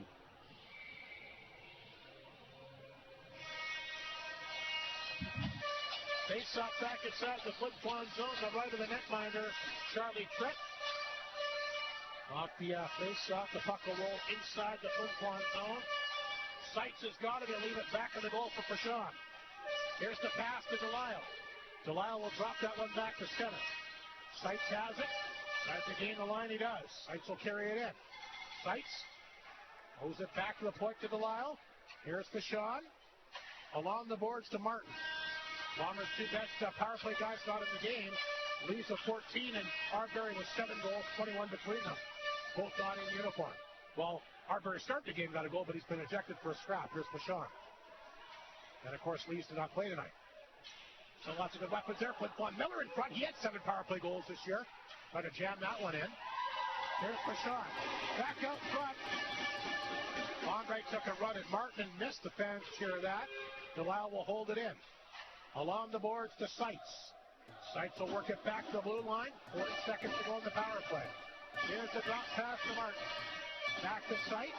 Blue line. One-timer for Shaw. Big save. Rebound picked up out front. They grabbed and set down the ice here. By the Estevan penalty killers. They'll get some new people out there. Ward's got the puck back to the Bomber net. 20 seconds to go in the power play. 3 minutes remaining in the game. Morozov at his own blue line. Back to Lalemire past him. There's Ashby. Lalemire came flying in on him. There's Knutson pinching in as well. Lalemire dug it free. Blue line for Morozov. Morozov has got it along the boards for Knutson. Back to blue line for Ward. He'll hold it in easily with the steal. Penalty is over. Holtz is out of the box. Flin Flon 2 for 4 tonight. And a big look through. We got Estevan playing the Bomber bench here. Big body check there. Penalty coming up, I don't know. I didn't see it. I just heard the crowd. I think it was Elson that was knocked in there. Roughing. Can we see the replay on that? Throw it up there. Roughing on that one. I'd love to see the replay on it.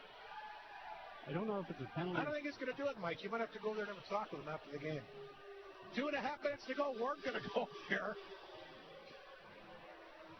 And Estevan will go to the power play for the 4th time here tonight. They're 0 for 3. It's getting rough.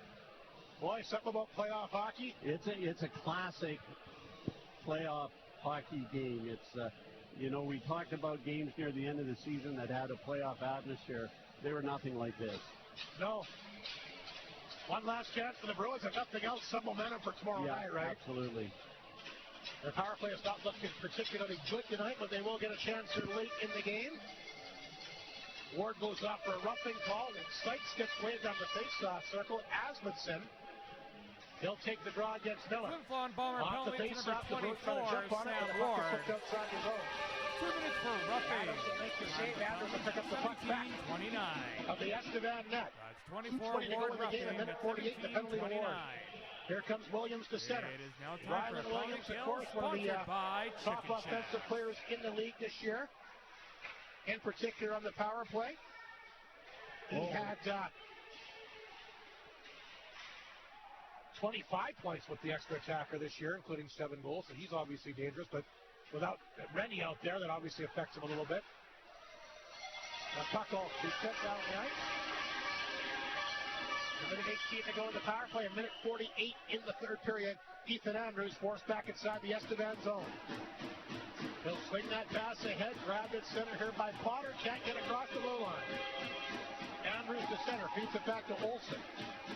Olsen's got to regroup on the Bruins side of center. He'll float back inside his own zone.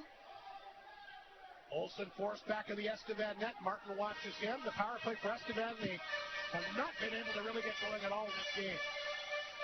They'll try again. That's picked up here and sent inside the Flin Flon zone. Back to blue line. Muller a chance. That's off the pad a trip. Rebound cleared down the ice. Getzlaff will go after it. Getzlaff picks it up back in the Estevan net. He'll give way to Lang here. 28 seconds to go. Last minute of play in the third period. Lang to center. Dumps the puck in. Rhett Ewan there for Flin Flon. He'll pick it up back to the goal to Bruce. And back down the ice again. Ashley goes back to collect it. 12 seconds to go to the power play. This place is going to explode. It's exploding. Here's Lang. Swings the pass back up the left side. Getzlaff down the wing, goes up and in. Rhett Ewan there to pick it up along the boards. That'll go up and hit somebody on the Bomber bench. They'll blow that down with 25 seconds remaining. And the Bombers going to take the opening game of this best-of-7 quarterfinal. Mike Slip. The game not really in doubt, but a good game for Flin Flon, and fed off the energy of the crowd early, and I think the difference in the game. Absolutely. The Bombers just have a lot more tenacious on the forecheck. Great penalty kill. And they made it hard on goaltender Adams. Lalanier will pick up the puck there for Flin Flon. He'll flip the puck out. That'll hit the score clock. And like I mentioned to you earlier tonight, Mike, I don't know how you even hear a whistle on the ice. No, I couldn't hear that. If that doesn't hit the clock, and nobody would even know that the play was going to be blown down. I see Les Bruins standing over there, Reed Arbery. Les Bruins. And I found out how he got cut. His head hit the boards here just below it. Is that right? Yeah. Well, he went down really hard here right below us here. He's looking at his hand, too. Yeah. He got a few good shots in. He certainly did. A couple of good scraps. Come on, of the Bomber game here fans, tonight. get on your feet. Here's Let's Sykes. take this one Gets home. Never will get a hold of it. He'll flip it in. I think that's the rest of the game here tonight. Late chance for Flin Flon. Never goes in after it. Look out! We got a cross check here.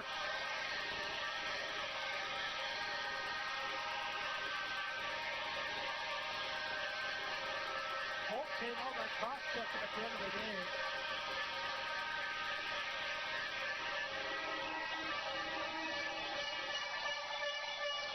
The Bombers hold the Bruins to 5 shots in that third period. And end up out shooting them in the game 47-17. And it's loud in here tonight. It sure is.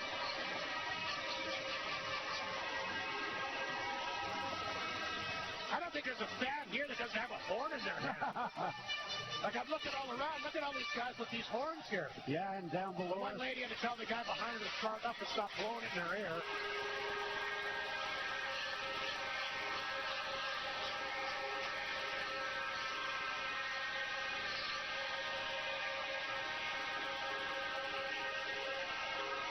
Ford with his 2 power play goals tonight gets the lucky moose leg. But a solid win for Flin Flon tonight, and boy, what an atmosphere again here tonight, Mike Slip. And, I mentioned, of course, that league final against the Bruins back in 2022. Boy, it was sure loud in here again tonight, wasn't it? It sure was. We talk about the Whitney Forum and the mystique of the Whitney Forum. We saw it in action tonight. It's there's no place like it. There really isn't. Reed Arbery back on the ice, enjoying the big photo. Hoping that Wyatt Stetton is okay for Flin Flon, and Tedorенko left the game early for Estevan as well. We'll see if both those guys play tomorrow night.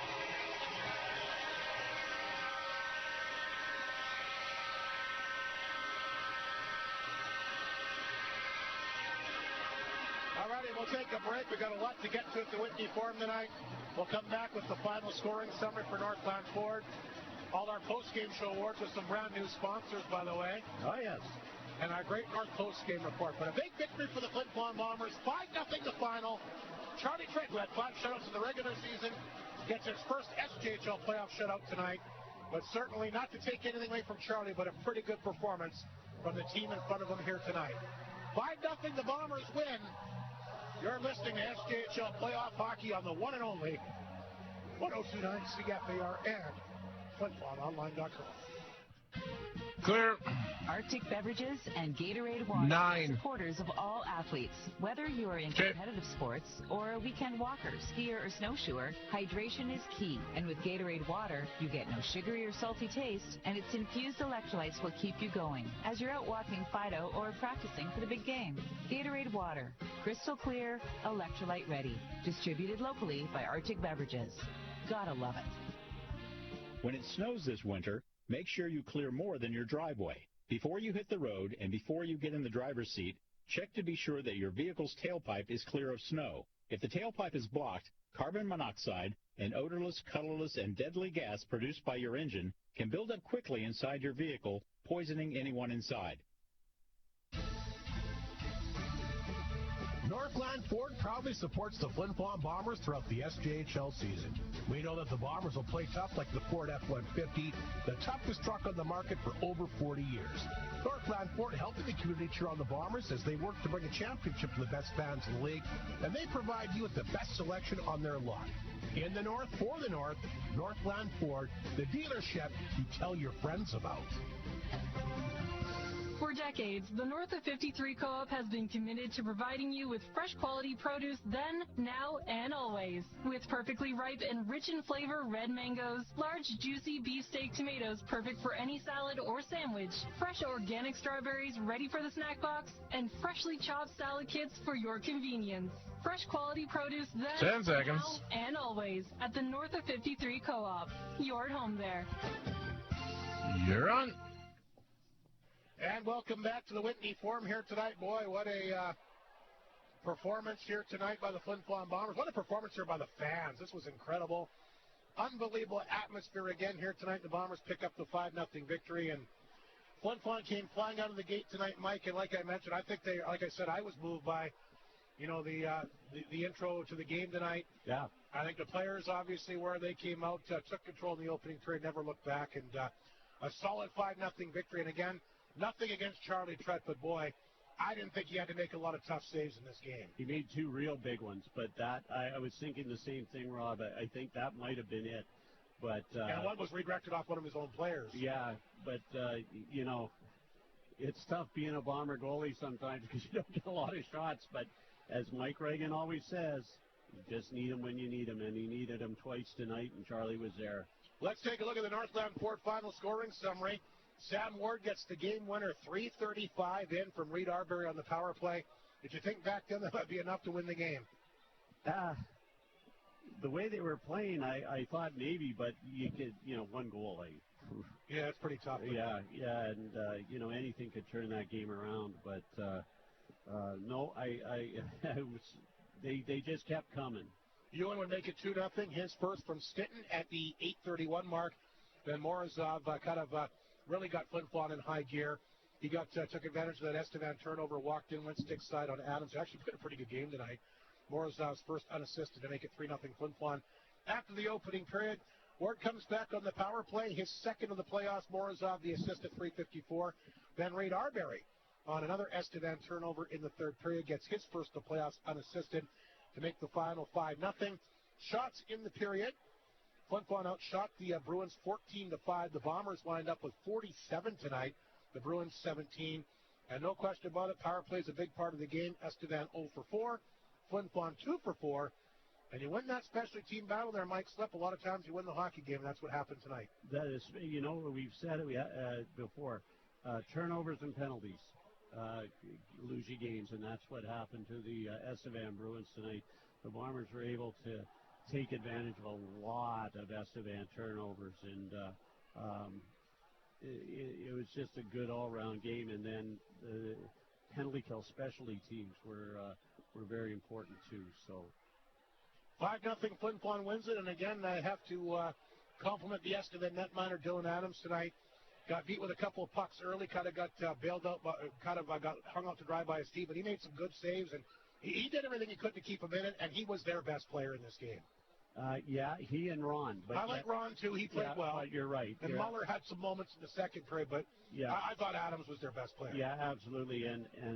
But I like Ron. He looks good. Yeah, and you know, speaking of best players, we said it, Bombers were able to just shut down Ewan tonight, and Olsen, really, too. And Williams, their top Williams, yeah. So a great job there. But yeah, Adams played well. All righty, that's the statistical side of things for Northland Ford. We'll take another break. We got all our post-game show awards. Like I said, some new sponsors to get in.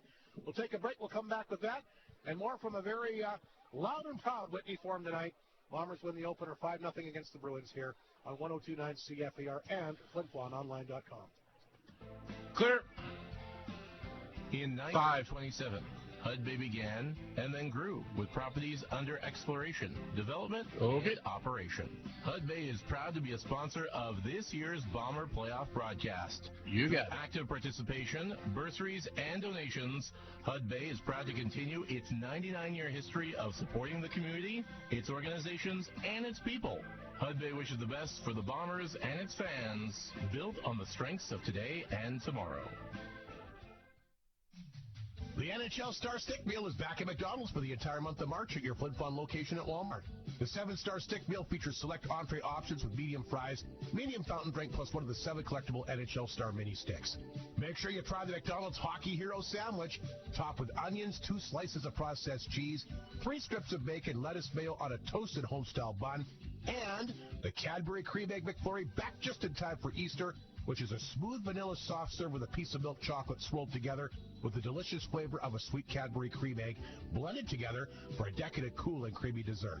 Come by your local McDonald's to try these tasty treats, and remember, McDonald's wants to wish the Flin Flon Bombers all the best of luck throughout the SJHL playoffs in their quest to bring home the Cantera Seeds Cup. It's the most wonderful time of the year. Like Christmas came early with Truck Month at Great North GM, with 0% financing on select trucks on a 72-month term and the ability to trade in your old truck to get $1,500 towards a new truck. You'll be feeling festive all March long. And Great North GM didn't forget about SUVs either. Costco members get up to $1,200 off SUVs, and if you have a 2015 or newer Ford Escape, bring in your registration and they'll give you $1,500 off the purchase of your new SUV. It's the most wonderful time of the year. Yep, it really is the most wonderful time of the year. So 10 seconds. Visit greatnorthgm.ca or see them in person at 212 LaRose Avenue to get your new truck or SUV today, because it's always a great day at Great North GM. You're on.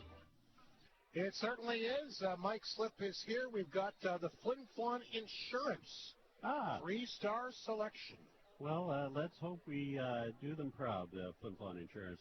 3rd star going to go to Daniel Morozov, a goal and assist, but again, he just great hands on Daniel. He had a good game. Reed Arbery's got a goal and an assist. He's our 2nd star tonight. Got in a fight, but played well all throughout the game, not just the goal and the assist. He just hustles and he gets to the puck. He just has a nose for the puck. Sam Ward, of course, our 1st star with 2 goals tonight. A little reluctant trying to pick up that moose leg. Did you notice that when they kind of sting? He didn't want to pick it up. He wanted Charlie Tritt to have it because Charlie got the shutout, but tough to give a guy a star when he made 2 good saves and the rest were just nonchalant. So, yeah, you're right. Warrior of the game, I'm giving to For Pharmasave, by the way. Pharmasave. Going to give the Warrior, to Rhett Ewan with a goal. But again, Rhett, I said it at the beginning of the game, he was playing like a man possessed, and he continued that all through the game. Special mention to Sam Ward. And I thought Wyatt Stinton, before injuring himself, he just goes like a million miles an hour and beats players to the puck. Wyatt Stinton is the real deal. There you have it. So the Pharmasave Warrior of the game tonight, Rhett Ewan, our Flin Flon Insurance 3-star selection. Sam Ward at what a night, 2 power play goal, star number 1. Reed Arbery, goal and an assist and a fight, star number 2. And Morozov, a goal and an assist, including maybe the nicest goal of the game. Is that the Gordie Howe hat trick? I guess it would be. Yeah. Anyway, that's the post-game show awards. We're going to take one last break. I'm not sure if Mike Reagan's coming up or not. I'm not going to wait all night for him. We'll take one last break, and we'll see what happens, and we'll wrap things up and get ready. I gotta get home and get rested up for tomorrow. We got another big day tomorrow. Exactly. Nice, So we'll take one more quick break. We'll see what happens. If not, we'll wrap things up for the Whitney Forum once again here. Bombers a 5-0 victory on 102.9 CFAR and FlinFlonOnline.com. Clear. It's all come down to this here at Pharmacy. 2 spots in a promo if you need it. Filled by an MVP. Most valuable. I know your beauty sleep is very important. Cosmetics and actually touching them. You don't see that anywhere else. Only here at PharmaSave. A nifty move to get over-the-counter medicine, and with speed to get to the M&M Meat Shop Express. It's all over. Any comments on this stunning performance? Gave 110%. It's all about heart and character, and it's your store, your playoffs, your PharmaSave. Insurance matters, and so does where you get it. Flin Flon Insurance not only has a detail-oriented team, but they are fully focused on finding the most affordable and comprehensive policies for you. Flin Flon Insurance is all about putting your lifestyle and financial needs above everything else. For home, travel... You want the promo here? It's like 45 seconds. Flin Flon Insurance, find solutions. Call 687-7527 or visit them 100 Main Street. Find protection and peace of mind with Flin Flon Insurance. Trade show season is finally here, and 1029 CFAR invites you to be a part of the annual Trade and Leisure Show, April 23rd to 25th at the Creighton Sportax. This is our biggest weekend of the year. Whether you're a vendor, home business, local shop, or out-of-town business, this is your chance to promote yourself and your business to a whole new audience. There's so much to see there. For more information or to register, visit FlinFlonOnline.com. Grab onto this amazing opportunity. The annual Trade and Leisure Show. 10 seconds. April 23rd to 25th at the Creighton Sportax. Don't miss the opportunity. Brought to you by 1029 CFAR, your radio. You're on. Alrighty, welcome back to Whitney Forum. Mike Reagan has joined us for the post-game report tonight for Great North GM, Mike, and pretty solid victory from your team. And like I mentioned to Mike Slip, I mean, I take nothing away from Charlie Tritt, who's good game in, game out. He didn't have to make a lot of tough saves in this game, I didn't think. No, he didn't. Second period, he had to make a 2-on-1 save. But other than that, I thought we did a tremendous job keeping them to the outside, protecting the middle of the ice, and, made his job pretty easy. But, good for him. The team, obviously, you want to build confidence as the playoffs go, and especially in game one. You want your goaltender to have some confidence, and he should feel good about. He can only save the pucks that come his way. So at the end of the day, he did his job, and the guys in front of him did a tremendous job. I was thrilled with our game. I thought we were good. I thought the difference in the game to me was you fed off the crowd early. They came out with a lot of emotion, a lot of intensity, and bang, bang, bang. 3 really nice goals to start the game. That's what I thought, that you fed off the crowd and really got going early. Played with a lot of energy. We didn't get intimidated by the atmosphere here. Something that we definitely talk about, that this building is obviously awesome, nice and loud, and gives you a lot of adrenaline and stuff like that, but that can be nerve-wracking as well for players that haven't played in this atmosphere before. So tremendous job by our guys, harnessing the energy and using it in a positive way. Great game by everybody tonight, Mike. You get a couple nice goals from Ward. I mean, Arbery was good. Rhett Ewan was good again. Even though Lalamere and Miller didn't score, I thought they were effective. I mean, really no passengers. No, there wasn't one guy that I thought was just okay tonight. I thought Lalamere did a great job down low. He's strong. He took pucks to the net. I thought their line was really effective. Ewan was great. Stinto. Everybody was. There wasn't, like I said, there was no passengers here tonight. I thought we did a great job. I thought we probably could have had 4 or 5 more. Absolutely. Our power play was zipping the puck around nicely. We had some good looks, and we're really happy with what we accomplished in game one. But, tomorrow's a new night, and for Estevan, they're thinking just got to come up here and get one. So absolutely, yep. You can't get too high, and you can't get too low. When you lose a game, you got to shake it off and rebound, and when you win a game, you just put it behind you. You enjoy it for 5-10 minutes, and then you prepare for tomorrow night. So that's the players and the coaches. I know the playoffs are always magnified, Mike, but were you surprised how physical it was? Kind of got a little nasty out there, I thought, with about 8 or 9 minutes left in the game. Yeah, I thought we dictated the physicality, to be honest with you. I thought they took some cheap shots. Yeah. I thought they got frustrated. I thought that, their frustration got the best of them at times, and I actually thought that we probably should have had 3 or 4 more power plays. But, we got 2 guys get punched in the face and their helmets come off, and no calls on that. Those are pretty easy calls to make. But at the end of the day, it is what it is. It's playoff hockey, and I'm sure there's some calls that they would like as well. It's, again, it's not just one way. We're not always angels, and we're not always the ones that are starting stuff either. So I thought we did exactly what we drew up and talked about. We were physical. We won most races. We kept them to the outside, and our specialty teams were great, and that's why we're up 1-0. And again, how about the crowd tonight, Mike? It was fantastic. Like I said, from the opening bell tonight, after the game, it's how can't you get excited to play in this rink at this time? But a home player or a visitor? Well, I agree, Hardy. And you know what? Obviously, there's your diehard Bomber fans. But if you're from Flin Flon, what are you doing on a Friday night? I don't know why you wouldn't want to be at this game. Well, I don't know what the attendance was, but it looked like well over 1,000 people to me. About 900. But what I'm saying is you get into the second round, and some people wait till the second round and third round. And this is not any knock at anyone. This is entertainment. For $20, how do you not love coming to the Whitney Forum and having, this team play in front of you? And I think you get a lot of bang for your buck. So tremendous crowd, energy, just love it.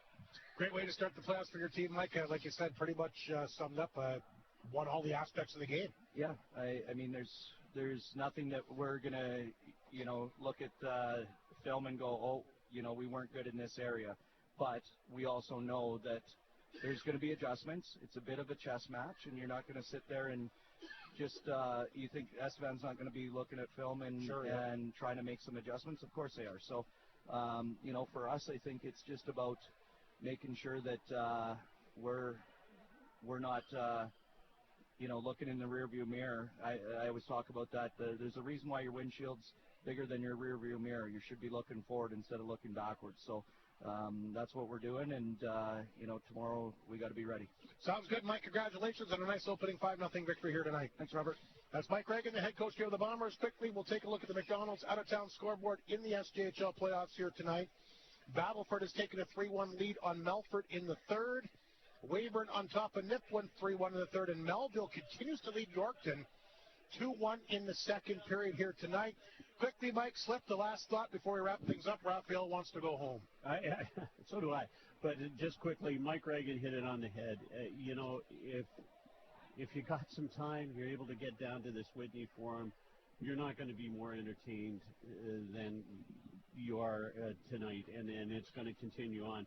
If you've never been to a hockey game at the Whitney Forum, do yourself a favor. Come down and just enjoy the excitement. It's incredible. So look forward to tomorrow night, Rob. Exciting game. The Bombers win 5-0. Take a 1-0 lead. And, of course, like we said, Game 2 back here tomorrow. We're on the air with the pregame at 7:10. Dropping the puck for Creighton Furniture at 7:30. Big thanks to everybody that made the broadcast happen here tonight. Big thanks to Mike Reagan and Drew Kosher for their comments before and after the game. Connor Miller, our Creighton Pizza player profile, and, of course, the one and only Benny Walchuk from GX94 in Yorkton helping us out with our big playoff preview show. And, of course, Matt Morrison and the rest of the gang over for Flow TV. Great job with them tonight as well, as the Bombers take the 5-0 victory in a 1-0 lead, getting ready for Game 2 back here tomorrow night.